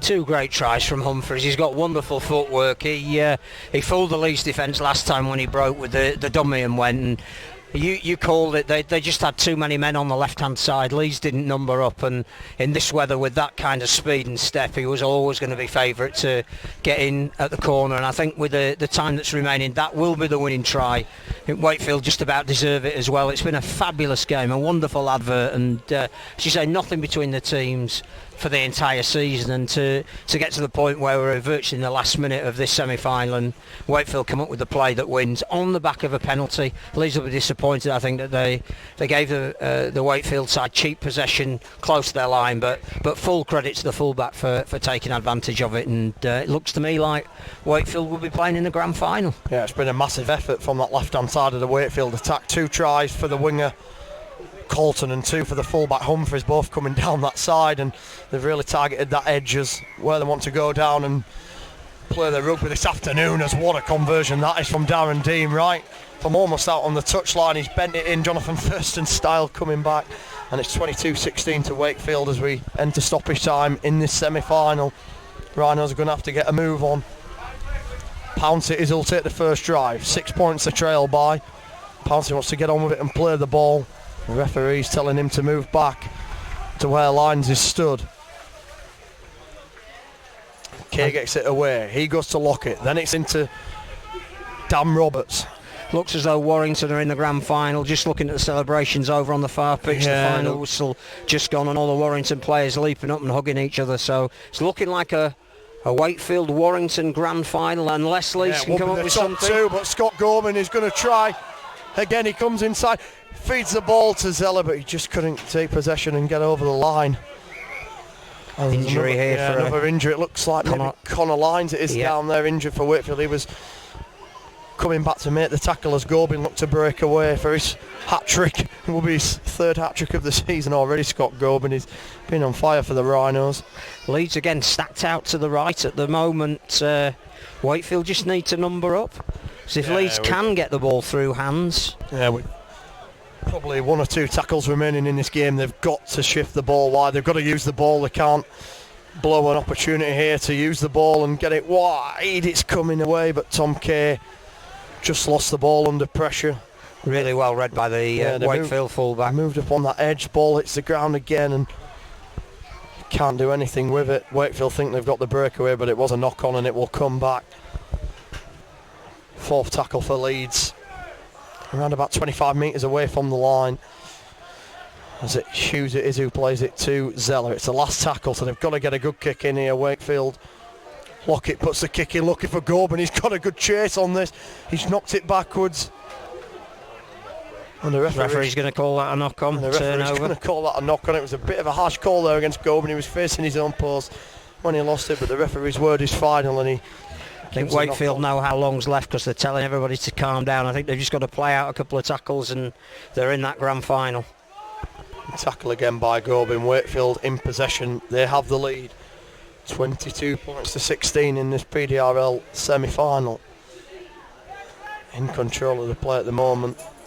Plays the ball quickly there. It was a really clever tactic to catch the Rhinos off guard, but there was no dummy half there to scoop the ball up and they almost lost possession. And that is a full-time whistle, and you can see the elation from the Wakefield players.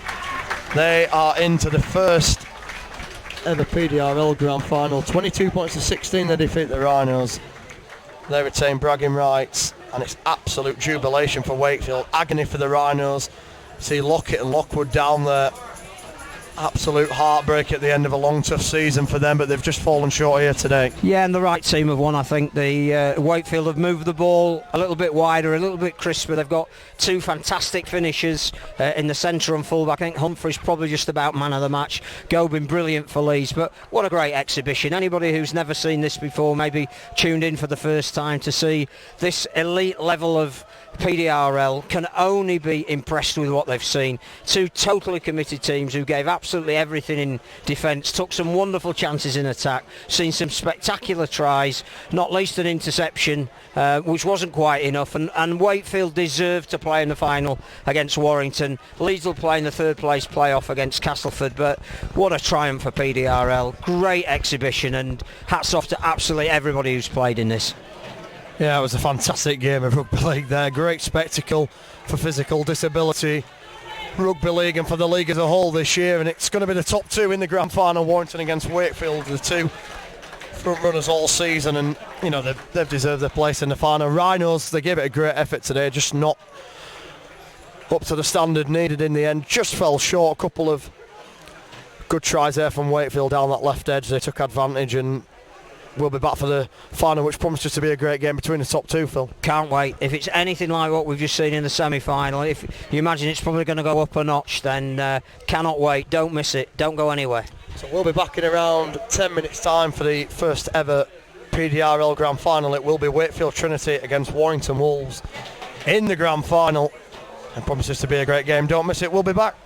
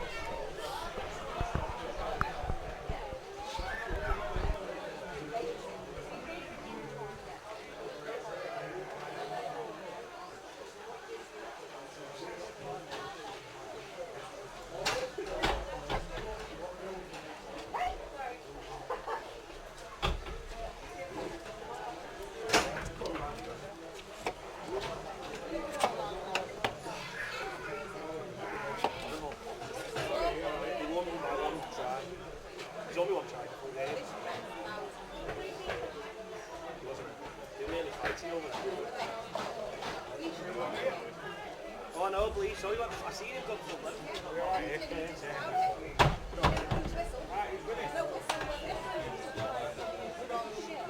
They're on here next, aren't they? Not the next game, the one after in the final.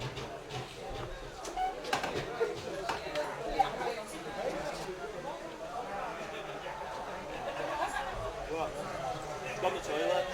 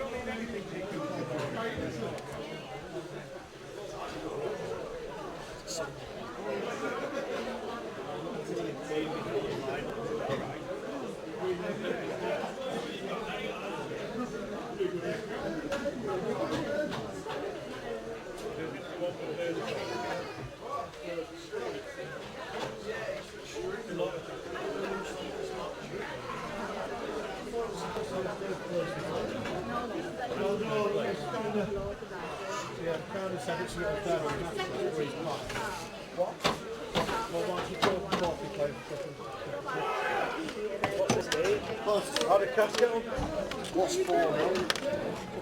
I don't know. I've no idea. I thought it was a first place player, so I should be Leeds cap. No, that'd mean Warrington would have to play Wigan twice, so long as it's in there. That's really what this game is. So. Right, this is just basically they wanted everyone to play a different team. It's a development game, but it's for audience to see a difference. Just keeps.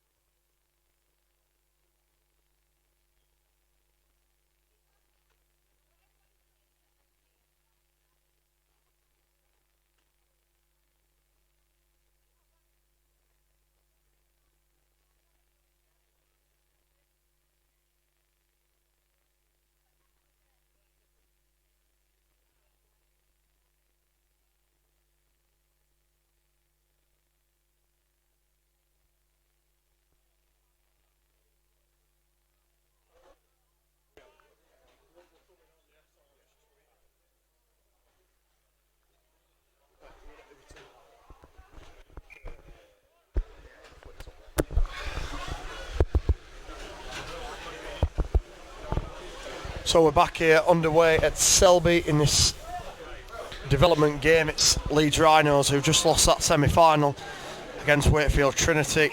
Now we're playing Wigan, I think. Taking on Wigan in this development game, but you know the Rhinos will be looking to show their skills after that tough defeat to Wakefield. I'm joined by Simon Brown, member of the Leeds Rhinos Foundation PDRL team. Simon, a tough defeat there for the boys. How are they taking it in the changing rooms?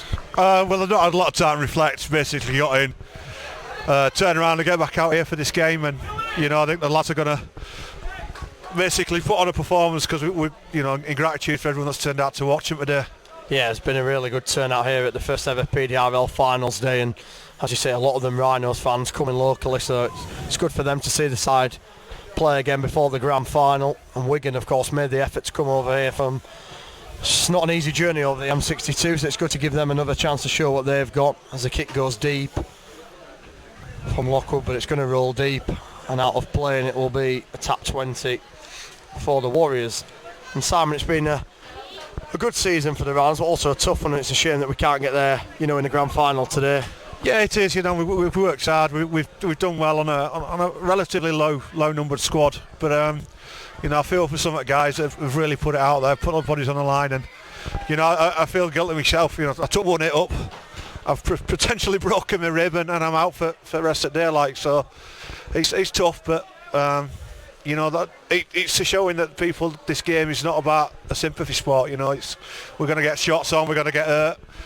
There we go, break here from Wigan. Yeah, it's a break from Wigan down this left-hand side. He throws the dummy. Oh, Lockwood was beaten, and the winger just couldn't take the ball in. Unlucky there. Maybe the conditions played a part because he was in for a try there, Wigan. There's potentially a bit in front of him as well. I think that's why he didn't catch it. Yeah, it did look a little bit, and it was a fantastic break down this left-hand side. He got caught cold.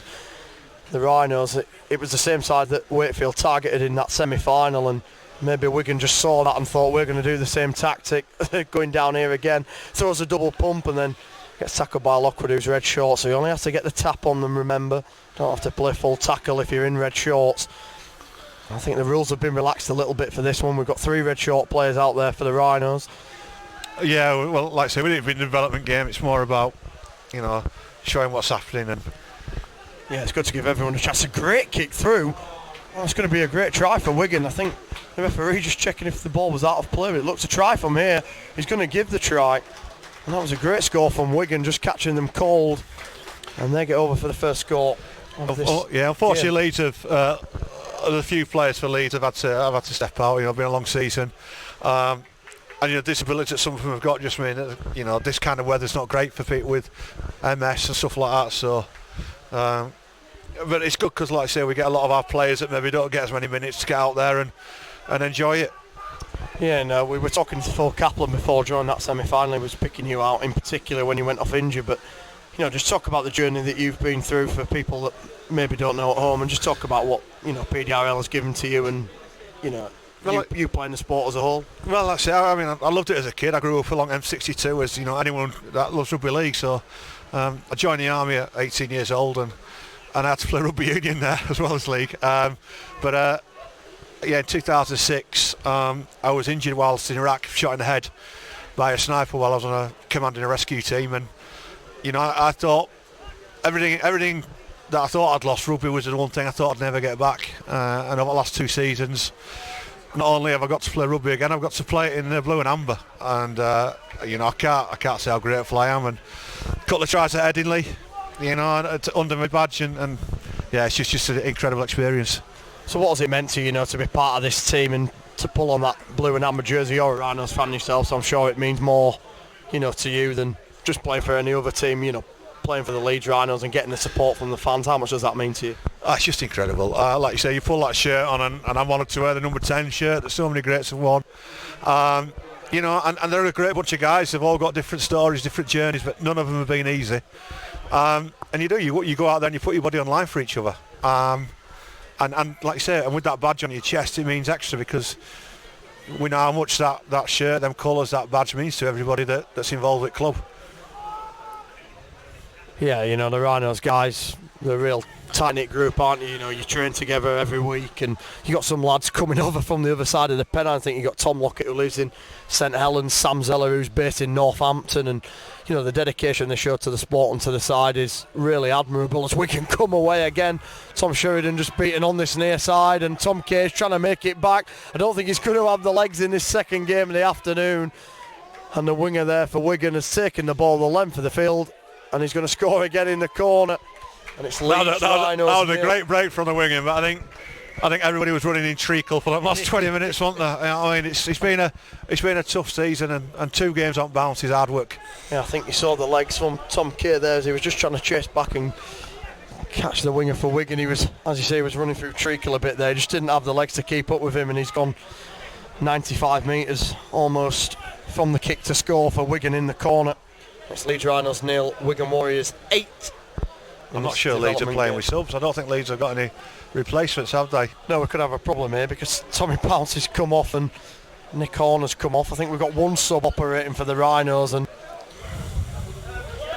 we might be running out of players.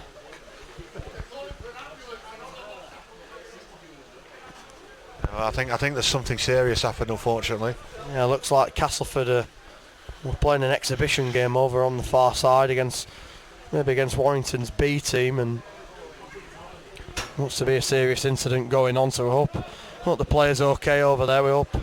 Well, Castleford do it hard as well. We played them at Jungle in that first season, and one of their players, Nick, he's only got one arm, just above the elbow, and he broke his collarbone in one game, and I took me out off to him. He put his red shorts on and he came back on it second half. That's incredible. And that just shows you the fighting spirit of some of these guys playing PDRL. It was Aaron Vose there with the try for Wigan.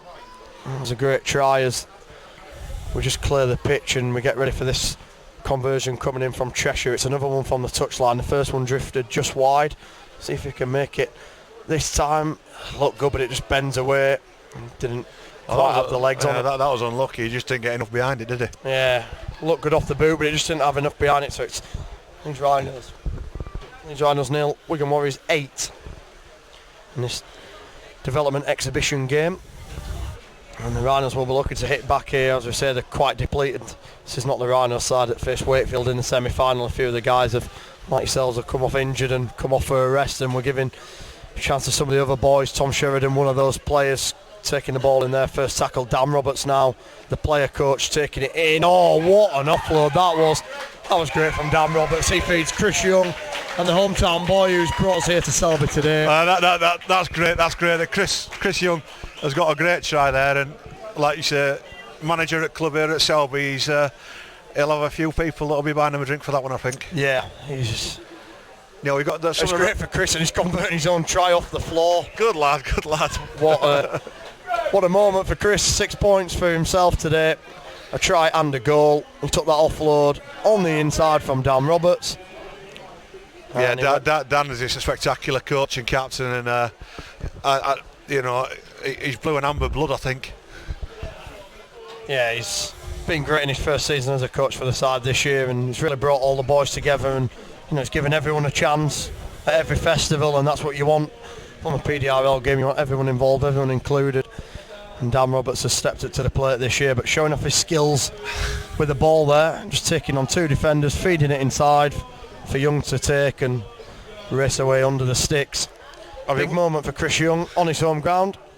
Well, one of the players who got in red shorts here, James King, he lost his sight before he ever got a chance to play rugby.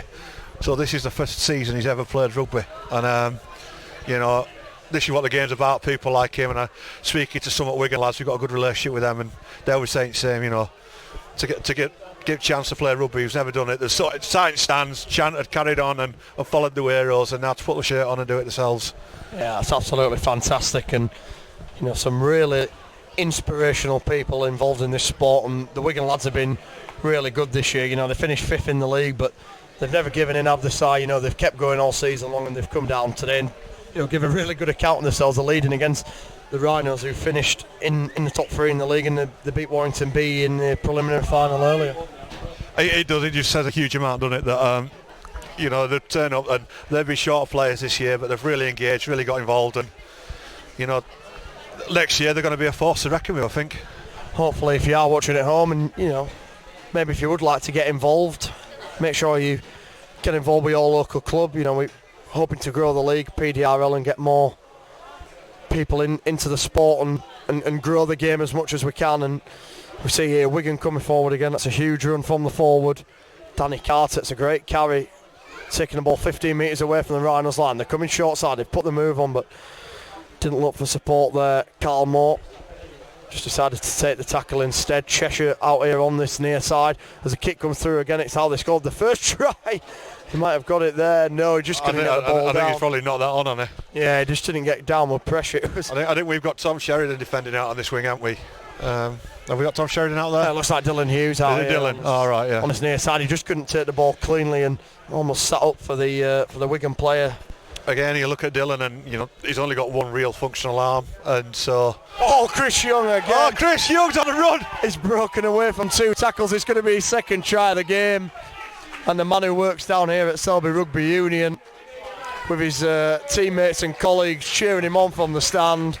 I'll tell you what, he's going to need a full pint after that, isn't he? He doesn't like running that far, does Chris, but he's a fantastic player. He's going to have plenty of offers in the bar, but he's run 70 metres. He shrugged off a challenge and then spun away from Steve Moore on his wrist, 70 metres clear to score under the post. He's just having a breather on one knee down there. I think he's a bit tired from that run, Si.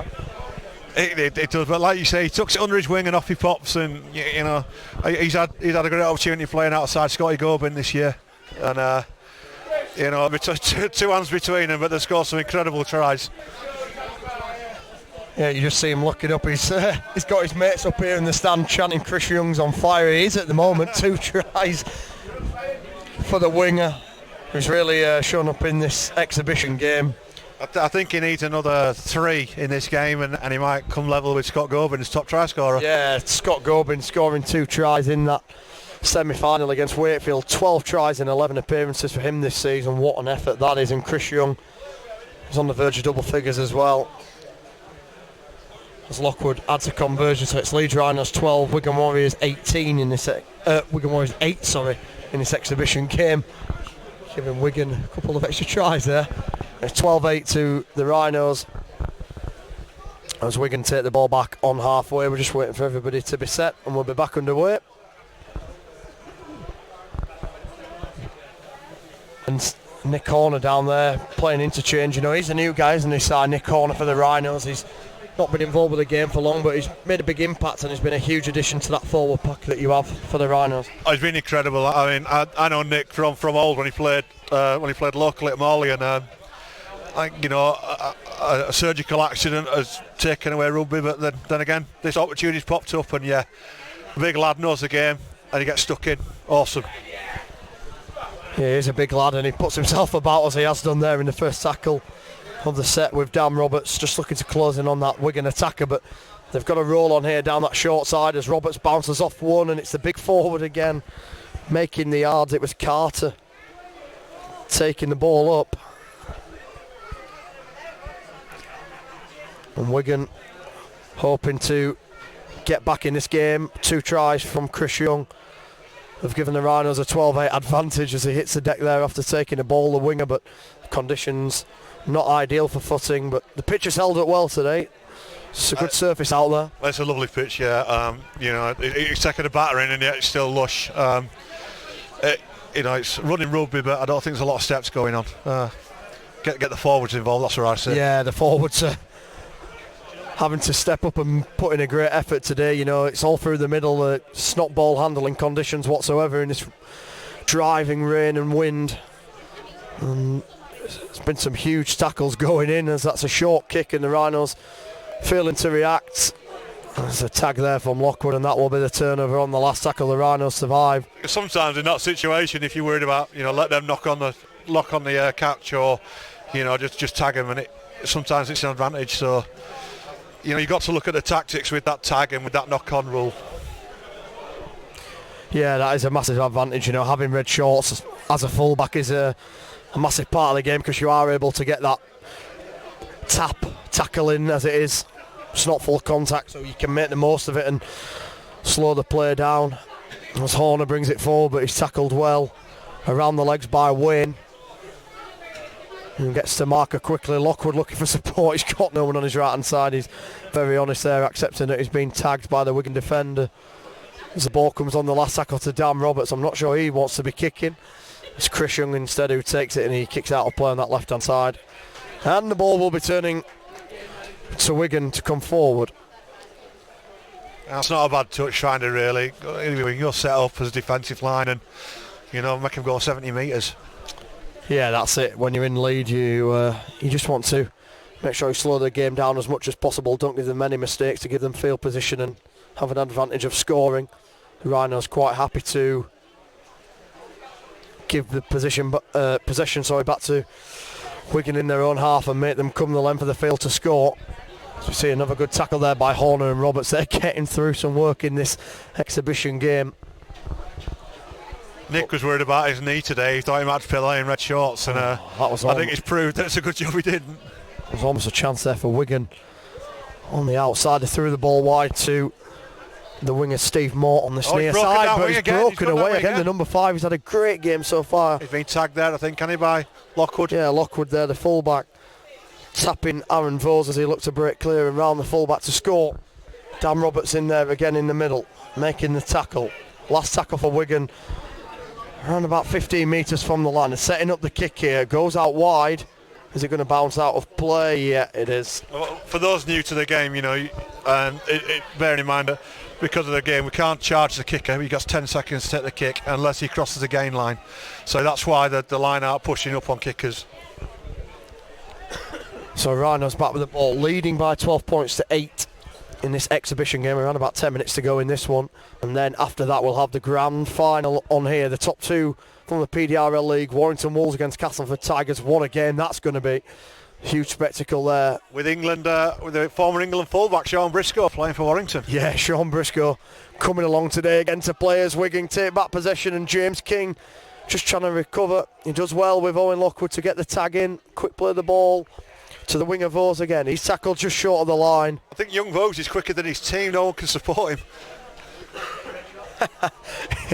Yeah, it's true. He's a real live wire, Vose. He did well in the first game. Got a try for Wigan in that preliminary final against Warrington Wolves. Just hasn't been able to add to it since. Oh, he was looking for the pass. It was unlucky there. Dropped the ball. Maybe under pressure from Roberts. He had him in his eye line and just panicked and lost the ball. As Wigan come, it's a 2-on-2. Can he get the offload to Vose? He can. It's a great offload from the centre. And Aaron Vose is going in for the try. 12-12. Is that Dylan again? Is it Dylan on that wing? Yeah, it was Dylan Hughes down there, just sucked in by the centre, and he just couldn't manage the 2-on-2, could he? Got the offload away, and Aaron Vose took the ball well in the corner to slide over for the try. Who's inside?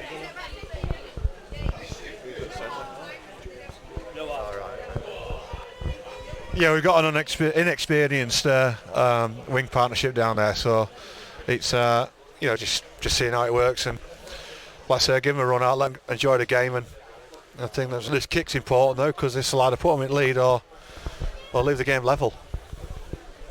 Yeah, it's 12-12 now after that try from Vose. Both tries for Wigan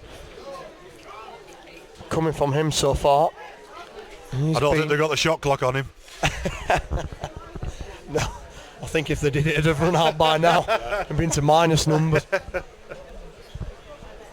I'm just waiting for the referee. For a moment there I thought it was Adam Hills running out of the referee. It just almost looked like him as he was returning to his position behind the post, and it will be standoff Cheshire for Wigan. Chris Cheshire, a man kicking the goals today, who looks to add the extras and put Wigan in front in this exhibition game. They trailed earlier in this game 12-8, 2 tries from Chris Young. That one looks good. That one looks good. Oh, what a conversion from the touchline from Cheshire, and you see that. Well, let's see how Leeds set up here. He might not have seen it there, but when he converted the try, he jumped up in the air and gave it a huge fist pump, Chris Cheshire. He was really happy to nail that one from the touchline. Fantastic conversion, and Wigan are back in front in this exhibition game, 14-12 against the Rhinos. Yeah, it's a shame that, because it came from a Leeds mistake, didn't it? Yeah, it came from a Leeds mistake. They recovered possession just 20 metres out, and Vose it was who got around them on the outside as Tommy Papsy brings it away on the first tackle, but it was a red shorts man who touched him, and the tackle will be brought back. Sam Zeller, the pound signs lit up there in his eyes, and he thought he was in for the try there. So. Oh, he makes a mess when he takes a drive in, does old Tommy. Yeah, he's a real warrior through the middle, a leader of this Leeds Rhinos team, and putting a great performance in that semi-final against Wakefield. Managed to get over for the try, which brought them level in the semi-final, but just couldn't hold on, could they? As Wakefield fought back and got the late try to win the game. Parkinson at the double for Wakefield.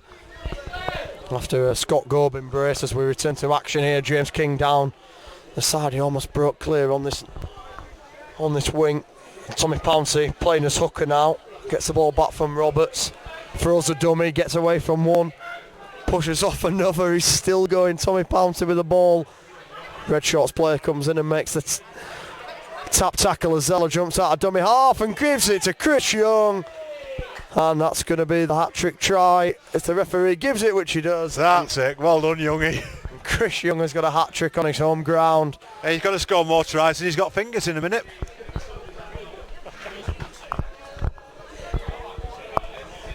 And that's a hat-trick for Chris Young on his home ground. That's going to be big for him. It is only an exhibition game against Wigan, but I'm sure it means a lot to him. You know, his family's come down to support him.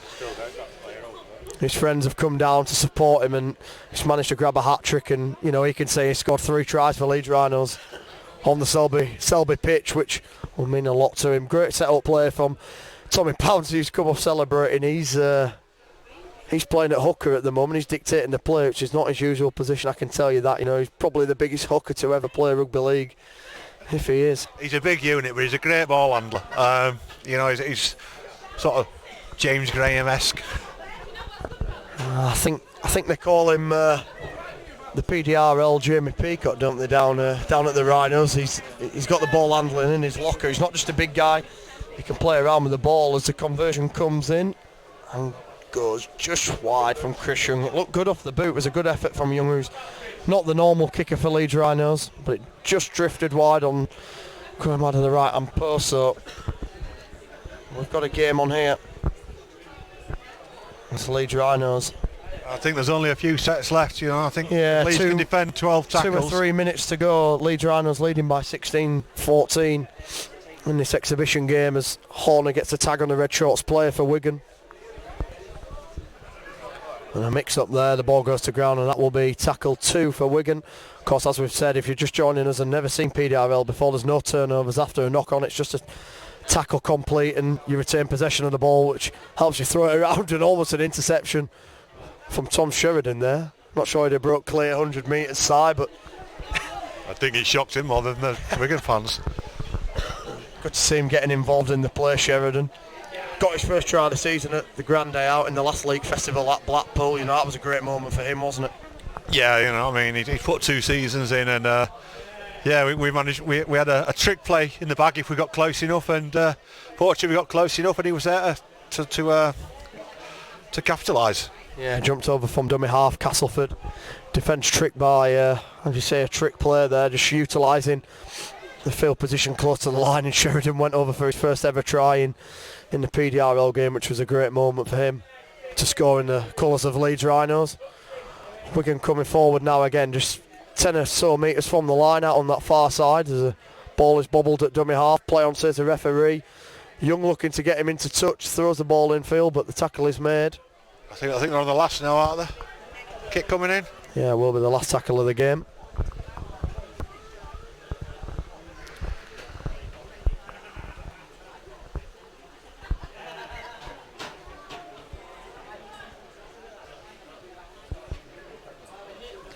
And the ball is going to be turned over here. There was another mistake and just went dead out of play, and that's going to give the Rhinos possession back. Probably around 2 or 3 minutes to go here in this exhibition game, and the Rhinos leading by 16 points to 14 against Wigan. Yeah, up the jumper time, I think, here. Yeah, it is. And one up rugby and kick long. Yeah, definitely. The Rhinos, of course, nothing to play for here really, apart from pride, but after that semi-final defeat to Wakefield, they'll be hoping to at least get one win today for the home crowd and end on a high note. End of a long, tough season in PDRL. Sam Zoller takes the offload from Roberts again, but he's brought down. It's been a great effort from Wigan, hasn't it, Si? You know, they struggled maybe in the league this year to compete with some of the sides this year. They've been short on numbers. It's the first year they've ever played in the PDRL game, but they've really stood up today and given, you know, a great account of themselves in the 2 matches that they've featured in. Yeah, and you know, they've been doing that all season. They've been turning up, knowing the short, but going out there trying their best, and you can see the development. You know, and you start getting a few good results, you start getting a few more people turning up. So we're hoping that our performance this year might attract a few more players to us next year. Oh, hey, up, we've got a break. We're in again, and Chris Young. It's going to be 4 tries for Chris Young. He's after Scotty Govin's record this season, isn't he? What a performance from Chris Young here. The ball shifted down that left-hand side again, and Lockwood found Young. Young broke clear to get his 4th try of the game. 5 tries for Leeds, 4 for Chris Young. And they've opened up the lead to 20 points to 14 in this exhibition game in what was probably the last set of the game. I think the referee has signalled it is going to be full time, and that's a good moment for Chris Young to add another try on his home ground before the full time whistle. 20 points to 14 with kick to come. If Lockwood can add the kick, it will be 22-14, but Wigan have put a great performance in here. They're giving a good account of themselves. Really stood up to the test today against a tough Warrington B team, and you know, really good Leeds Rhinos team that finished 3rd in the league and comfortably beat Wigan in both league fixtures, 34 points to 6. But they've come back here today, Wigan, only lost by a score, which is testament to them and their coach Scott Burns, who's done a great job with the side. Looks like it's going to be James King kicking the goal here, Si. This could be quite something. It could be interesting because James is actually vision impaired, so he might have to point in the right direction. I hope they're not too far away for him to see the post against that background. It was a good kick from King, but just fell short of the post, and there we go. That's full time in this exhibition game. Leeds Rhinos 20, Wigan Warriors 14. The Rhinos end the season on a winning note in this exhibition game. Nothing to play for, but good to see them sticking in there and, you know, giving the Wigan lads a chance to show what they're made of again. It was a good game, wasn't it, as well? It was an interesting game, and like you say, you see the development of players, and as I say, give a lot of minutes on pitch for some of our players that maybe didn't get so many this year. Yeah, I loved it. Yeah, it's a good game, and we'll be back shortly for the PDRL Grand Final. We've still got an incident down there over on the far pitch. There is an ambulance now here for the play. I think Castleford and Warrington B were just playing an exhibition match over there. It's quite hard to see it right on the far side of the far pitch. But there is an ambulance over there dealing with someone, so we hope they make a full recovery, because they put the bodies on the line today, the players, and again, it just goes to show, it's not a sympathy sport, this, we care about playing for our shirts, and somebody over there had obviously put their body on the line and taken a bit of a shot. I mean, myself, I've got a bruised rib, potentially broken, so that's what I did my day, but we'll just see what happens. Yeah, you're just seeing on the stream now, you can see the player receiving attention over there. There's a few people with him, and it's not good. Yeah, they've kept him dry with the brawlers. It's not good to see that, because, as we say, it was just an exhibition game going on over there between Castleford and Warrington B, and be a sad end to the day for that individual. We can't quite see who it is, but the Castleford players are there with him, looking after him, and the ambulance has arrived, so hopefully he's okay. We'll try to get you some news on him later on in the day. Hopefully he makes a full recovery and all is well over there. There's a lot of camaraderie between teams, so I'm sure we'll all rally around and sort of make sure each other are all right, and like I said, there'll be news passed through teams as to what's going on, I'm sure. Oh, is it? I want to go Singapore. So we've got the grand final coming up, the big one.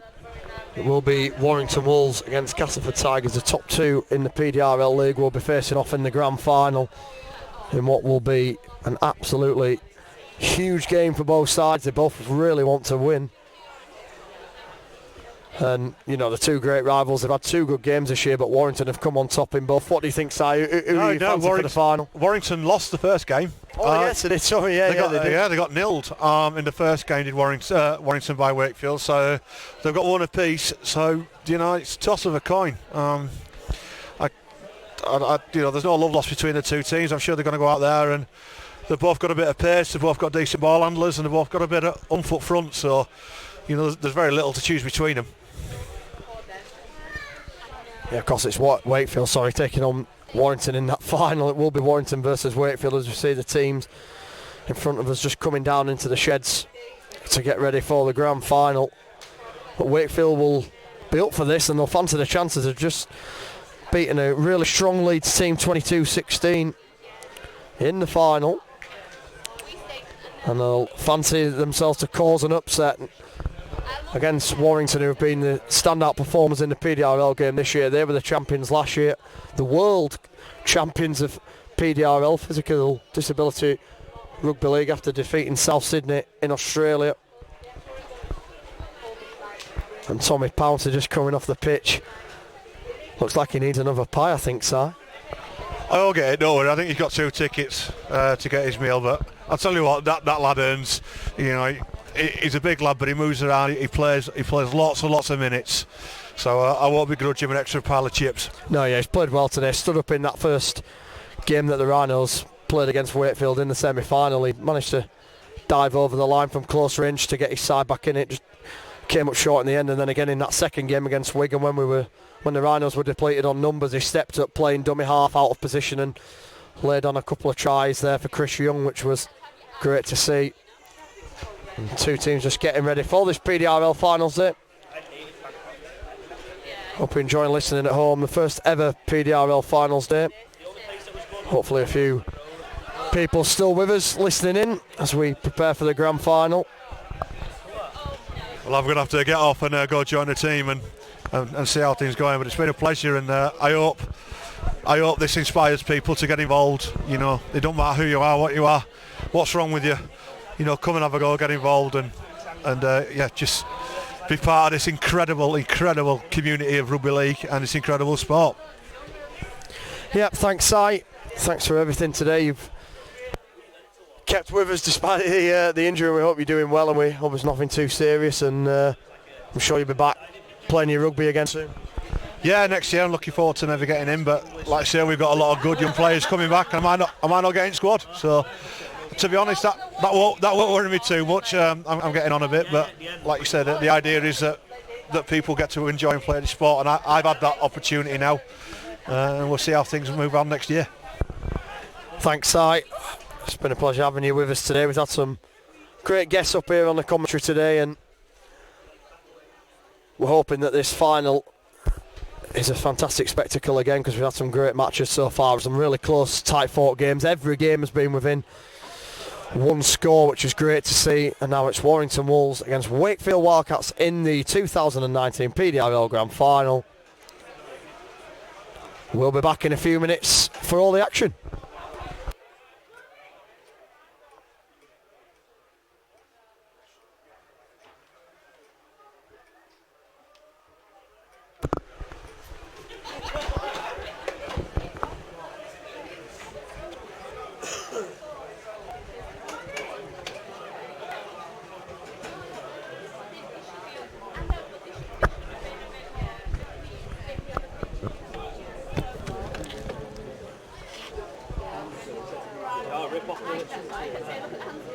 The amount of tuk-tuk drivers over there, instead they take you on a tour, drop you off at the first or second, you get off, have a quick look, you go back and they pick up. How you doing?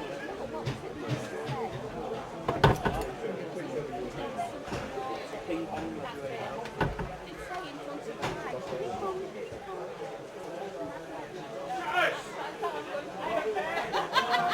yeah, we got left at the temple, so we kept paying them, not a lot, like, for a tour on the tuk-tuk. You get to like the first stop, you'd be there, you get to the second stop, you could disappear, and you go to the people like, where's he gone? You went, here you go. You do not pay. I was like, alright, no problem. Because we paid him, you know, for taking us on the tour, and like, we just got off. Or they take you to a soup shop. Oh no, good job, those shops, yeah. I do so much. Yeah, he took us in this place and was like, we'll post these suits to your home address in England.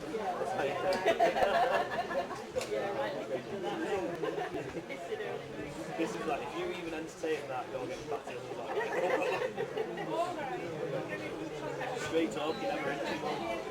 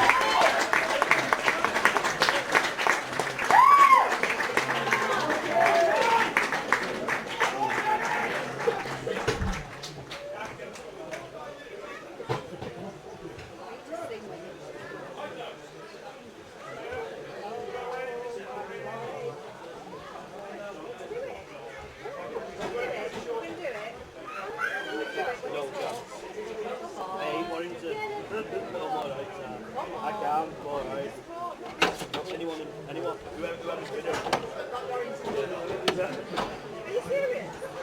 Yeah.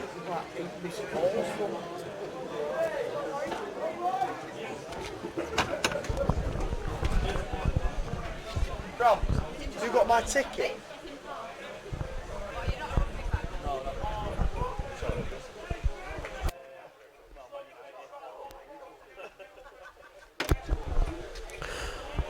So welcome back.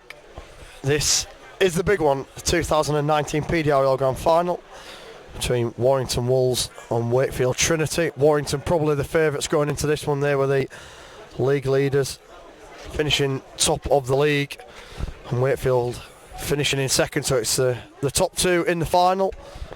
They're going to swap ends, the teams. Maybe a bit of mind games there, or just taking a wind into account. It was Adam Hills, it was who chose there to swap ends. But this is going to be a really important game for both sides. Warrington, who were the winners last year, looking to retain their crown but become the first real champions of the PDRL game. Of course, it's the first time we've had a grand final at the end of a league season. Wakefield defeating Leeds in the semi-final 22-16. They've really stood up today and come good when it mattered. And we're almost underway. I'm joined again by Tom Brindle from the RFL. Tom, it's been a great day so far, and this promises to be a fantastic spectacle to cap off the season. Yeah, great game. Well, great day so far. Currently got 1v2, 1-1 in the times they've played each other, so what promises to be real exciting. We're underway then. Warrington kicking deep and Wakefield bringing it back as Darren Dean gets his first carry of the game, shows it and comes inside, but it's a good contact there By Will Morsley. from Will Morsley. Yeah, the AB there for Warrington, who's been a massive factor in this side. You know, Warrington have really used those able-bodied players to good effect, and Tom Briscoe's a massive player to have playing for you as well. Yeah, Sean, what's it called? International quality. Starting on the bench for this game, obviously played for England and numerous other Super League clubs, and just a general good bloke. And yeah, good first set from Wakefield here. Darren Dean it is who puts the kick in, and Warrington winger is there to scoop it up, chased by Connor Lyons, and he gets the tag. That's good work there. Connor Lyons is a real asset for this Wakefield team as well. Great to see him back in our game, and he really adds a lot of pace and skill to this Wakefield team. Yeah, it was Tony Seward there who took the kick, and Good hit. now a carry, and it's a big hit there, standing him up in the tackle. You felt that one, did Stuart Ryder? They're up for this at the moment, Wakefield. Yeah, they are up for it. You can really see what it means to him. Alex Dickinson, it was there in the tackle as the ball comes wide, but it's knocked on, and that will be the tackle complete. Lyons gives the ball back to the Warrington team.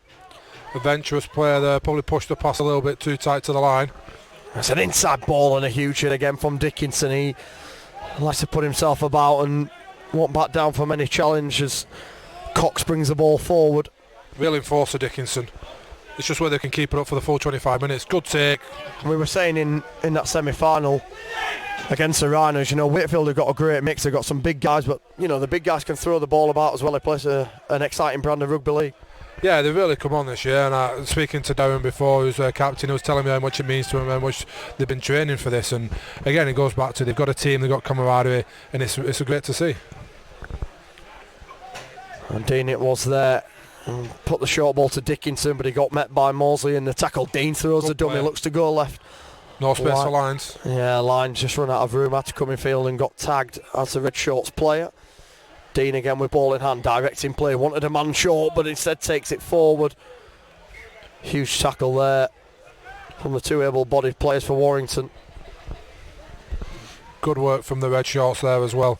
Warrington do a good job of splitting the red shorts left and right, so they try and get that. Whiteley has it on the last, it's that reverse kick which worked in the first game, but this time it's picked up. Good job Lyons was there, the red shorts player can just make the tag, otherwise he was going to run clear there, I think, the Warrington winger. Looks like it's Seward out on that far side who scooped up a couple of kicks already. They tried that reverse kick, Wakefield, in the first game, and it paid off with the try for the fullback Humphreys, and they tried it again there, that time just a bit overhit. Maybe they've seen it, maybe they was ready for it, but they seem to employ a pendulum, as they call it, where you have a back three, fullback, and then your two wingers back on the last. Clearly some of the coaching they've got there at Warrington's paying off, putting some good structures into them. Yeah, certainly a well organised team. You know, both of these teams are. They've putting a lot of work on the training ground. It's shown off this season. The top 2 in the league now contesting the grand final. And they're both desperate to win and take home the silverware. Nice play. It's a lovely ball there down this near side, and he's breaking away. It's going to be Jerzek who's running clear. He's got Mosley up at the side of him. He's acting as a blocker, and Jerzek is going to score. Wakefield may be asking about the use of a blocker there, but the referee says it's all good. Great try there. It was Jezerski who broke clear. Wolseley instrumental in that, obviously. A great little play, short ball to the great line there. And ultimately, he's quite smart. Will he's played the game before. He made sure he run straight and didn't stop, didn't get in the way, but clearly was trying to cause a bit of a nuisance himself, but did it within the letter of the law. Yeah, just picked up the ball there, burst through the tackles and broke clear, and Wakefield just didn't have the men back to keep up with him. And it's a good start for Warrington. It's an early lead for them in this PDRL Grand Final. Warrington Wolves 4, Wakefield Trinity 0, kick to come. Yeah, I think the interesting part now, because I thought Wakefield were started slightly better. Granted, we're only 5 minutes into it, but it's how that try affects them now. They seem a bit disjointed as they're walking back to the line. They need to get in, recoup. Ultimately, you can't necessarily win a game in the first 5 minutes of a final, but you can lose it. If they let the heads go now, it could be a long day for them. Yeah, the conversion slice there by Seward. He really got under that one. It just pushed it wide of the far post, so it remains at Warrington 4, Wakefield 0. Looks like Dickinson's line up for this first charge, leading from the front again. Yeah, Wakefield are going to need to hit back. You know, they've not been behind a lot this season, and they've got to show the kind of character now in this grand final, which makes them worthy to be champions. As Dickinson it is who runs it in. Great hit there, looking for the offload to Colton out of the back, but the tackle was made before he got pushed into touch. Great defence. So nearly took out the camera crew that's following Wakefield around at the moment. Yeah, they brought a documentary team along Wakefield today. They'll be hoping that they can be filming a championship win. Yeah, generally fairy tales don't happen, but I'm sure the directors will be happy with if they could. Great play though, they got set up here. Yeah, they are set up. It was Dickinson who took in the carry, and then the hooker Fleming in the next drive, and now they've got the ball 20 metres away from the line. Colton plays it. Dean now shows it inside. Can he get to Parkinson? Oh, I thought he just passed the ball. It's always tough though for a referee. Yeah, they called him tagged there just before he got rid of the ball. Dean it was, back on the inside, threw it over to Parkinson, who scored those 2 tries in the game against Leeds Rhinos in the semi-final. Got some pace, hasn't he, Parkinson? Yeah, he's got some pace. Some space, you're not going to catch him. Looks like a really good player for Wakefield. He scored a few tries this season, joined the league season. I'm sure they'll have wanted to get him involved today in the action. As they come down here on the right edge, as Dickinson again, it's a good low tackle, chops him down. Last tackle called by the referee. They've gone short, they've ignored Dean, and it's scooped up in the in-goal area. Back in the in-goal. Great repeat set. Brought down, it's going to be a repeat set for Wakefield from the dropout. It was a great chase there. Mosley was desperately trying to get away from his in-goal area, but just couldn't manage it, and it's going to be a dropout from the Wolves. Just the response Wakefield wanted there, you know what I mean. I thought they looked a bit dejected coming back from the line, but responded well. Great attacking set, finish off smartly, and get another chance to attack the line here. Yeah, it's a big set this for Wakefield. They trail by 4 points to 0 against the Warrington Wolves, and they want to be getting back in this game as quickly as they can, as the ball's taken there by Dean and turned on the burners, but got chopped down by a fantastic tackle from Jesse Erskine. As Parkinson looks to shrug the defender. Good tackle from Mosley. Just gets brought down by Mosley. Dean again with ball in hand, shift it left to Parkinson, who's tagged. Great work. Quick play the ball there, using the tackle off the red shorts smartly. Dean picks it up, throws the pass wide. Parkinson just can't take it in the conditions, and it's going to be tackle complete. 4th tackle for Wakefield. Gone short just side. Under 5 metres out from the line as they go short side, and it looks like they've got the try this time. Wakefield has levelled it up in the corner. Just switch off there a little bit, Warrington, because obviously the knock on, they were quite ready for it, and obviously you can't do that so close to your line. Yeah, they went short side. It was all set up for Dean to put the kick in across and use the space they had on the other side of the field, but they went short side and managed to make use of the numbers advantage and crash over the line. one of Dean's strengths is his kicking game. I know he missed a kick earlier in the day, but what's he called? You will back him kicking this thing for me, will obviously mean advantage Wakefield. Yeah, he made one from the touchline against the Rhinos, and didn't matter in the end, but it could have been costly had the Rhinos scored late on, and it come down to that final kick. As you say, Dean, a great kicker of the ball, and if he gets this one here, he'll put Wakefield in the lead for the first time in this PDRL Grand Final. That's it, because the game's only 25 minutes, kicking becomes, in my opinion, slightly more important, because the likelihood is you might only get a few tries anyway, so if you miss a kick early on, it puts yourself under a bit too much pressure. So the try from Fleming for Wakefield puts them at 4-4. Dean now with the kick. He's just going to drift past the far post, just didn't have it lined up correctly and pushed it on its way, and it's all square here in the final after 9 minutes. Warrington Wolves 4, Wakefield Trinity 4. Yeah, I think I gave him the commentator's cuss though. Yeah, I think we did. But Dean will be looking to bounce back. He's the general of the Wakefield side. Needs to get onside here. Typical half-back, they're never onside. Always try and creep a yard, don't they? Yeah, it's true. Hoping the referee didn't catch him on this near side as the big man, Jason, plays the ball for Warrington. Ryder tackled by the Red Shots as they get the quick play of the ball on with the hooker. Just brought down there, Barnett. Good refereeing. Yeah, good refereeing until the game continued. Barnett again with ball in hand as the tackle is made. Referee's going to ask him to take it back to play the ball, as you say, slowing him down. It's like they're set up for the shift. Yeah, Bit too great slow. line speed from Dean, but the offload comes away to this near side. Jesse Erskine, a try scorer, brought down with a huge hit from Parkinson. You hear the reaction of the crowd there, they love that one. Yeah, as it's the big man Jason again. Oh, nice delicate kick. Puts in a great kick that puts the fullback under pressure, but Humphries takes it over his shoulder, and it's the first tackle just off his line, 10 metres away. I think they probably need to be a little bit smarter there, Warrington. They often say don't start an attack off a slow play of the ball, because he had to restart. He just meant set the defensive line loads of time. Darren Dean got up and put Will under a lot of pressure.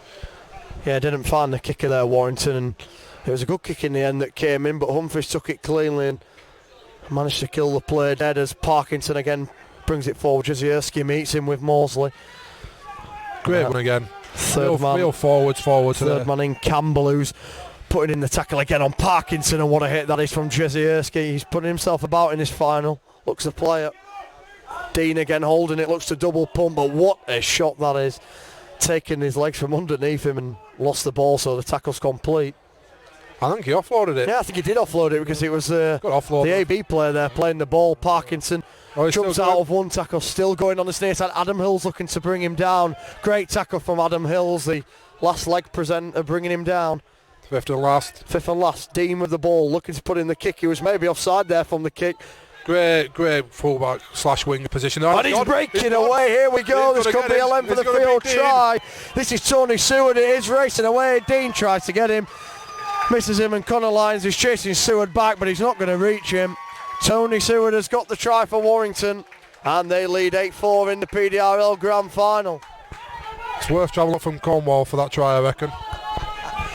Yeah, it comes up a fair way to play for Warrington in the PDRL games, but I'll be happy going back tonight if that's a winning try, because that is a huge score in this final to give Warrington an 8-4 lead in what's going to be a tight-fought game in really difficult conditions here. Yeah, again, so talking about those systems before, they had a system in place, they dropped back and did a very good job there, Tony, of turning attack to defence to attack right away and really punish Wakefield. So Warrington lead by 8 points to 4 in this final, halfway through the PDRL Grand Final. Kick to come here, which would give them a 6-point advantage. Wakefield levelling it up but falling behind again, and they're going to have to show some character to get back into it, as the conversion is good this time, so it gives them a 10-4 lead in the Grand Final.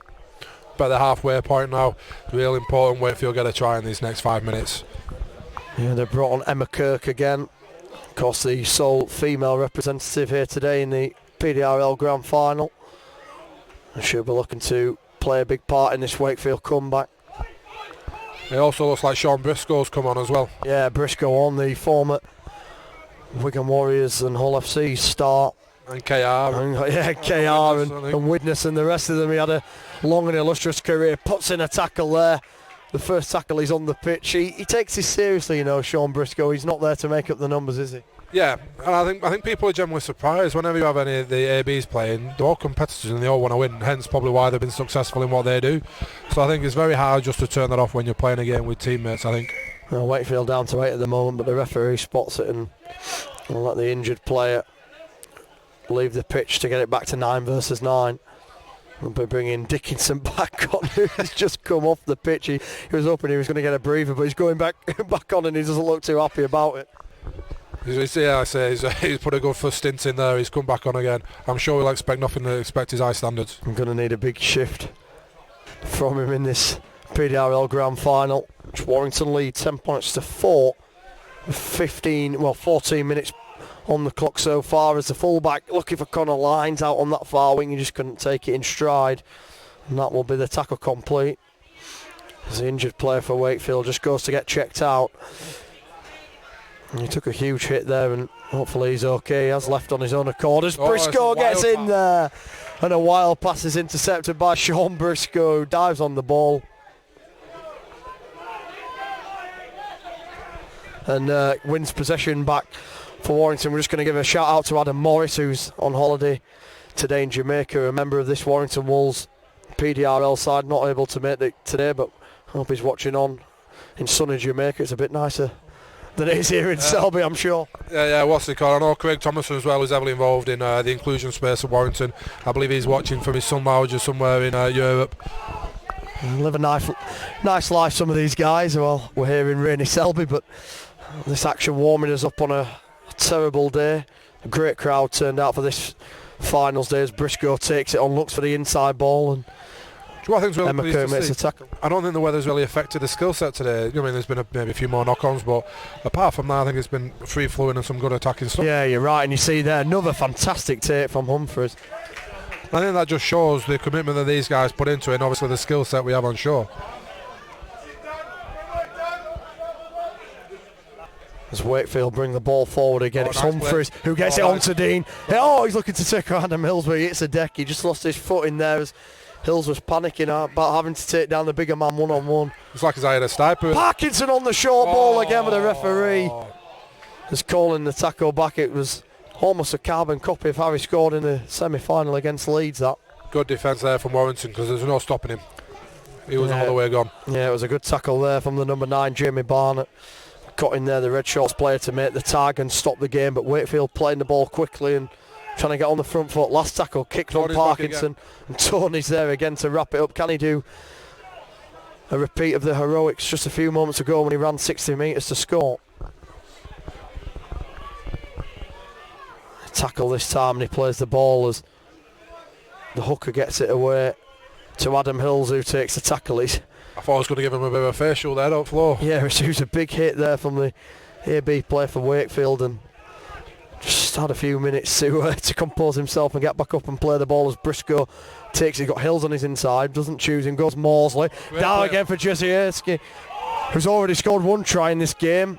Wakefield calling tackle, but didn't quite get him there. It was stole a few extra yards on that carry. Good play from Jezierski. Hills now as Kirk taps him in the middle of the field. Barnett was there, got the kick in. There's a bit of broken space here, Lyons. Let's see what he can do. Yeah, Connor Lyons can return this with interest as Briscoe thought about tackling him, realised he was a Red Shorts player, put the tap on. He wants him to play it exactly where he tapped him. Attention to detail there from Sean Briscoe. Good hit from Morsley, wrote it well from Parkinson. Dickinson here again. Yeah, Wakefield just looking a little bit tired now. They're going to have to show what they're made of in this last 10 minutes of the PDRL final. They trail by 10 points to 4. They need a big effort from their middles, especially with a couple of injured bodies coming off the field so far. Yeah, Dean's trying to inspire his team, but there's no push at the moment. Oh, good offload. Good offload, Dean it is now. Taking the ball forward, he turns Morsley inside out. Gets the ball away to Parkinson on this near side. He has Colton outside him, choose not to use him. Back inside for Dean, the ball kept alive here. It's in again for Humphreys, who jumps out on front. It was a Red Short tackle. And he's takes it there. Whiteley with the ball. Oh, Kick comes in, looking for Colton, well but taken, Adam Hills. Adam Hills cleans it up. Oh, it looks like it. No, unlucky there from Colton for Wakefield. Yeah, I'd be happy with that. The last leg star, he felt the tackle from Colton and Parkinson. It was in there, but Hills did exactly what he needed to do. He got round to the kick, swept it up, and then took the tackle, which I'm sure his coach will be pleased about. Looks like he might have winded him here. I felt the full force of that tackle from Parkinson and Colton, who were chasing the ball with interest.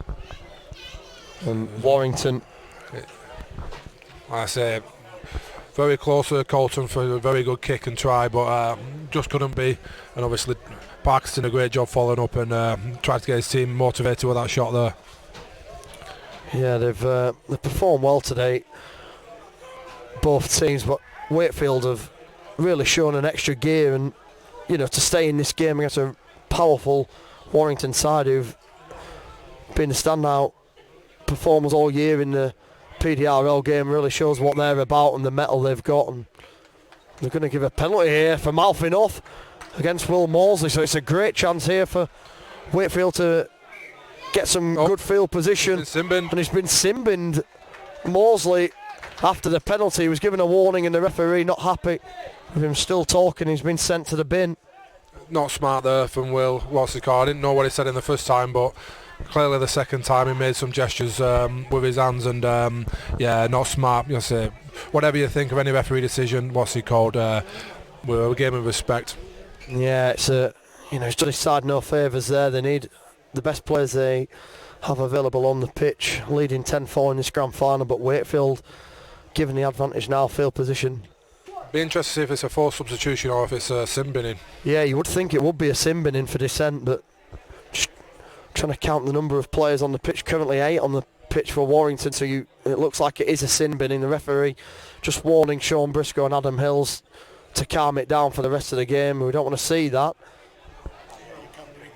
But they will be bringing a man back on, it looks like. Yep. So it's going to go to the forced substitution rather than the sin binning. So Will Mosley taken off, and it will be a forced substitution.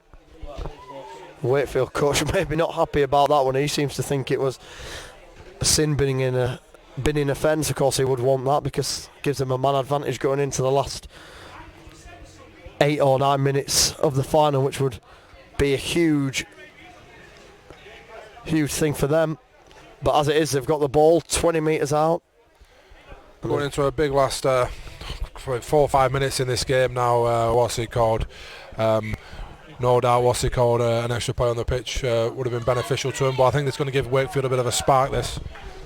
Here we go, Whiteley out of dummy half. Dean into Parkinson, great tackle there from Jasierski. He's been probably the man of the match for Warrington in this grand final. As Dean gets the ball again, wide to Colton, and Adam Hill stands him up and pushes him into touch before he can ground the ball. Referee stops the clock, another injury. Maybe there's Colton, felt full force of that tackle and bounces back up. It's good to see. We'll play the ball 5 metres away from the line. The Wildcats knocking on the door again. There's some space on that left edge. They go into it. Need to make advantage. Himself. Dean, he went himself, wrong option. He's seen the space. Was the wrong option. They had a 5-on-3 out on that side. They've gone right hand side again, just trying to barrel over. As well. Yeah, they did. He's still there.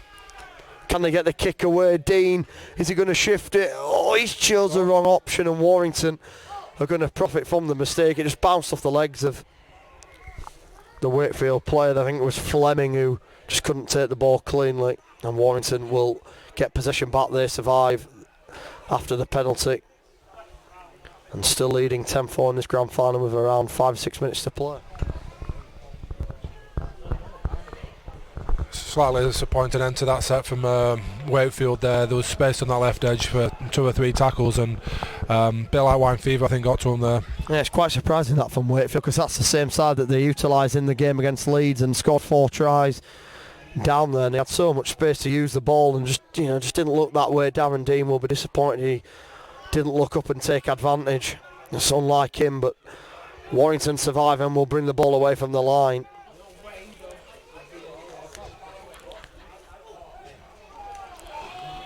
Tackled again on that far side. Briscoe into dummy half. Gets the ball away for Barnett.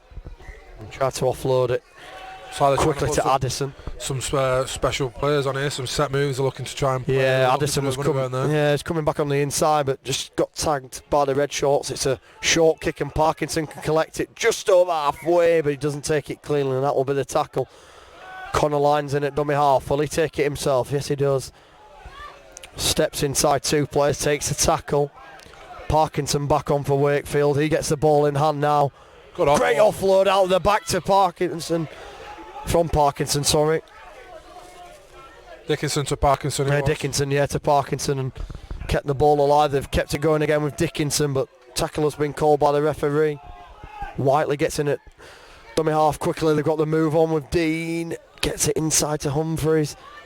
Oh, he's off. They got a bit of Who's showing the ball. Good ball to Dickinson.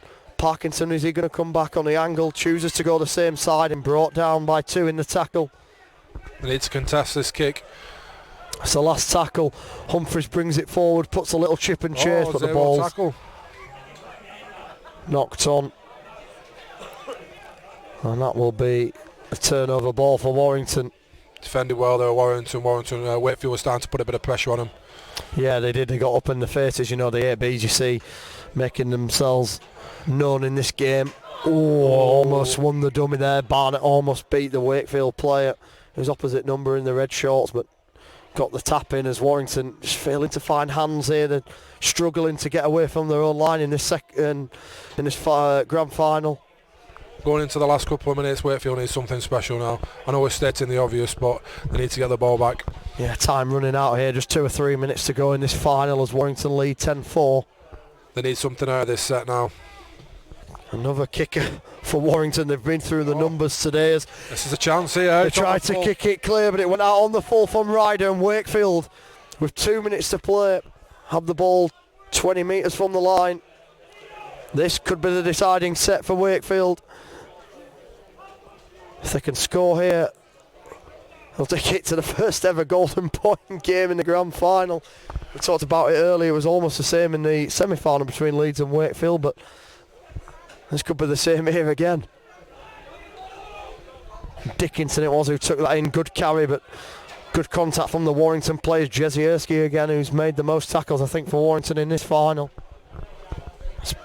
Good running from Parkinson again. Parkinson brought down just all inside day. Touch Fleming. He's just won all day, anti-Parkinson. Yeah, he has. Standing for his team. Dean throws a dummy, almost beat the gap. Goal. Tagged there by the red shorts player. Ryder. As he get the ball on this near side to the number 13, Goodfellow. He just can't barrel his way over the line. They've got the pressure on the Warrington line, trailing by 6. It goes short side. And Hills was underneath him. Great work from Warrington to hold him up there. Try-saving tackle there. Quite a few tries have been scored today with a dummy to the short side. And the Warrington blokes did a great job getting under it. I think it was Traversky and Adam Hills there do a great job. Yeah, it was just Traversky again. And Adam Hills, like you say, underneath him and putting the bodies on the line to fake it to Parkinson. Dean puts the crossfield kick in. This time it finds Humphreys. This time he's going to look to get it away to lines. Did he get it down? Knock on. The referee has said he hasn't grounded the ball, and that was almost. Outstanding play from Wakefield there. Yeah, it was a great kick across. It was almost a game-saving tackle, but offload away, and he just couldn't get the ball down. Referee, great positioning there, and from up here it looked like he was knock on because the ball shot forward really fastly, but yeah, it did. Ultimately the referee was in great position, right in line, made a good call, decisive, but how unlucky was that? Yeah, it was really unlucky. I mean, as you say, it was a great take from the kick, found Humphreys beautifully, and then he got the ball away. Lines held on initially, but as he was trying to ground the ball, he just couldn't keep hold and get downward pressure on it, and that will be a huge relief for Warrington coming away in this grand final. Yeah, they were on the back offload. Remarkable. And Warrington back in possession, just a minute or so to go, and they're milking the time. Barnett showing his experience, jumping around, and good quick play there. Briscoe going away, Barnett back in at dummy half. Gets the ball on. That's a great tackle by Dean. In there on the big man for Warrington. And that's it! The whistle is blown. We thought it was almost time up on Wakefield. Absolutely distraught to come short, but Warrington have deserved it. They've been the league leaders, and now they're the PDRL Grand Final winners as well. They win this one in the final. Warrington Wolves 10, Wakefield Trinity 4. So close. Caught up over the line, knock on over the line in the dying minutes, and again I know we give Darren Dean the commentators cuss, but you will back him to take that kit. They score those tries, they go winners, and that's sport, isn't it? You don't get your fairy tales. It's about a game of inches at the end, isn't it? Yeah, it's been a great season for Warrington. You know, they've been consistently the best team in the game. They're, you know, part of the first ever PDRL game to be played in the UK with Leeds Rhinos, and they won it last year. They won the World Club Challenge out in Sydney against South Sydney Rabbitohs, and now they've won the PDRL Grand Final in its first ever appearance, and that's going to be huge for them. They're going to be delighted, and Adam Hills, the TV star, is going to have his name up in lights again in the PDRL game. Yeah, and like I say, I know that we got one winner today, which is Warrington, which is great, but we're again trying to sound too corny. I think everyone today has been a winner, you know what I mean? First full season, people have made friends, people have to play the sport again they haven't made to do. The foundations and the staff and the referees have all been outstanding today. Leeds Rhinos have done a great job, so from behalf of the RFL I'd just like to thank everyone. Yeah, you see both teams coming in for a huddle. Fantastic effort from all the sides today, but I think what's been most telling, Tom, is that every game has been decided by one score, which is really quite amazing for the PDRL game. Yeah, it's ultimately it's what you want. There's high drama in it. You don't want to know a winner until the dying seconds. You want drama, and so far every game that I've watched, the semi-finals and the finals, are exactly that. It just shows the skill level on show. So we'll have the presentations now for all the teams, but it will be Warrington picking up the trophy and taking home the glory. Final score in this PDRL Grand Final: Warrington Wolves 10, Wakefield Trinity 4.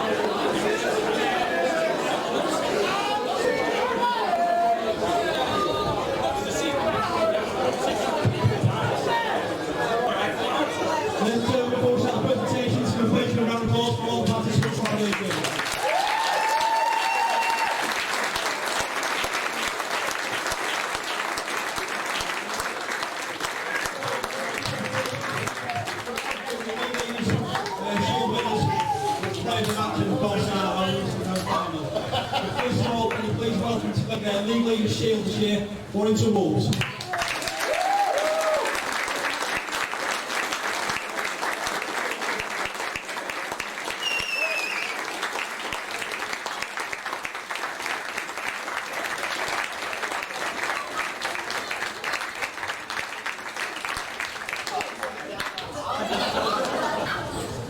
And second up, without these people, these games wouldn't be possible. Please give a big round of applause for our individuals.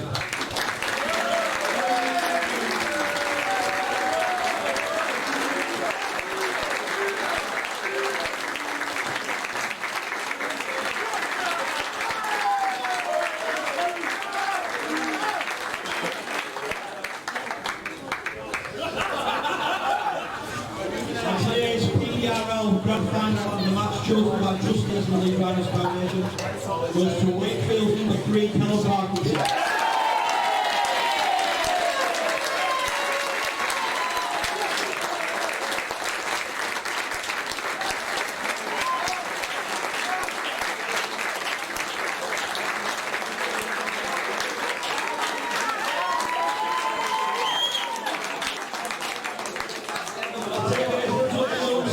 Please welcome Wakefield Trinity.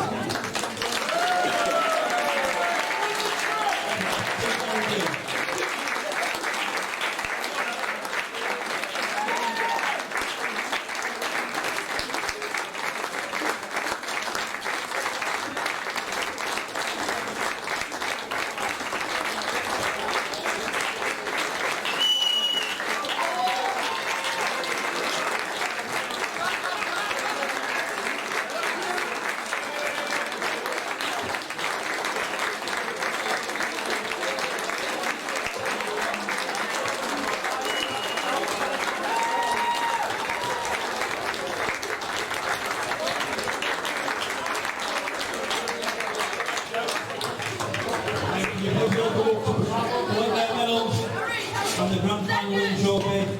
Your PDRL 2019 winners, Warrington Wolves.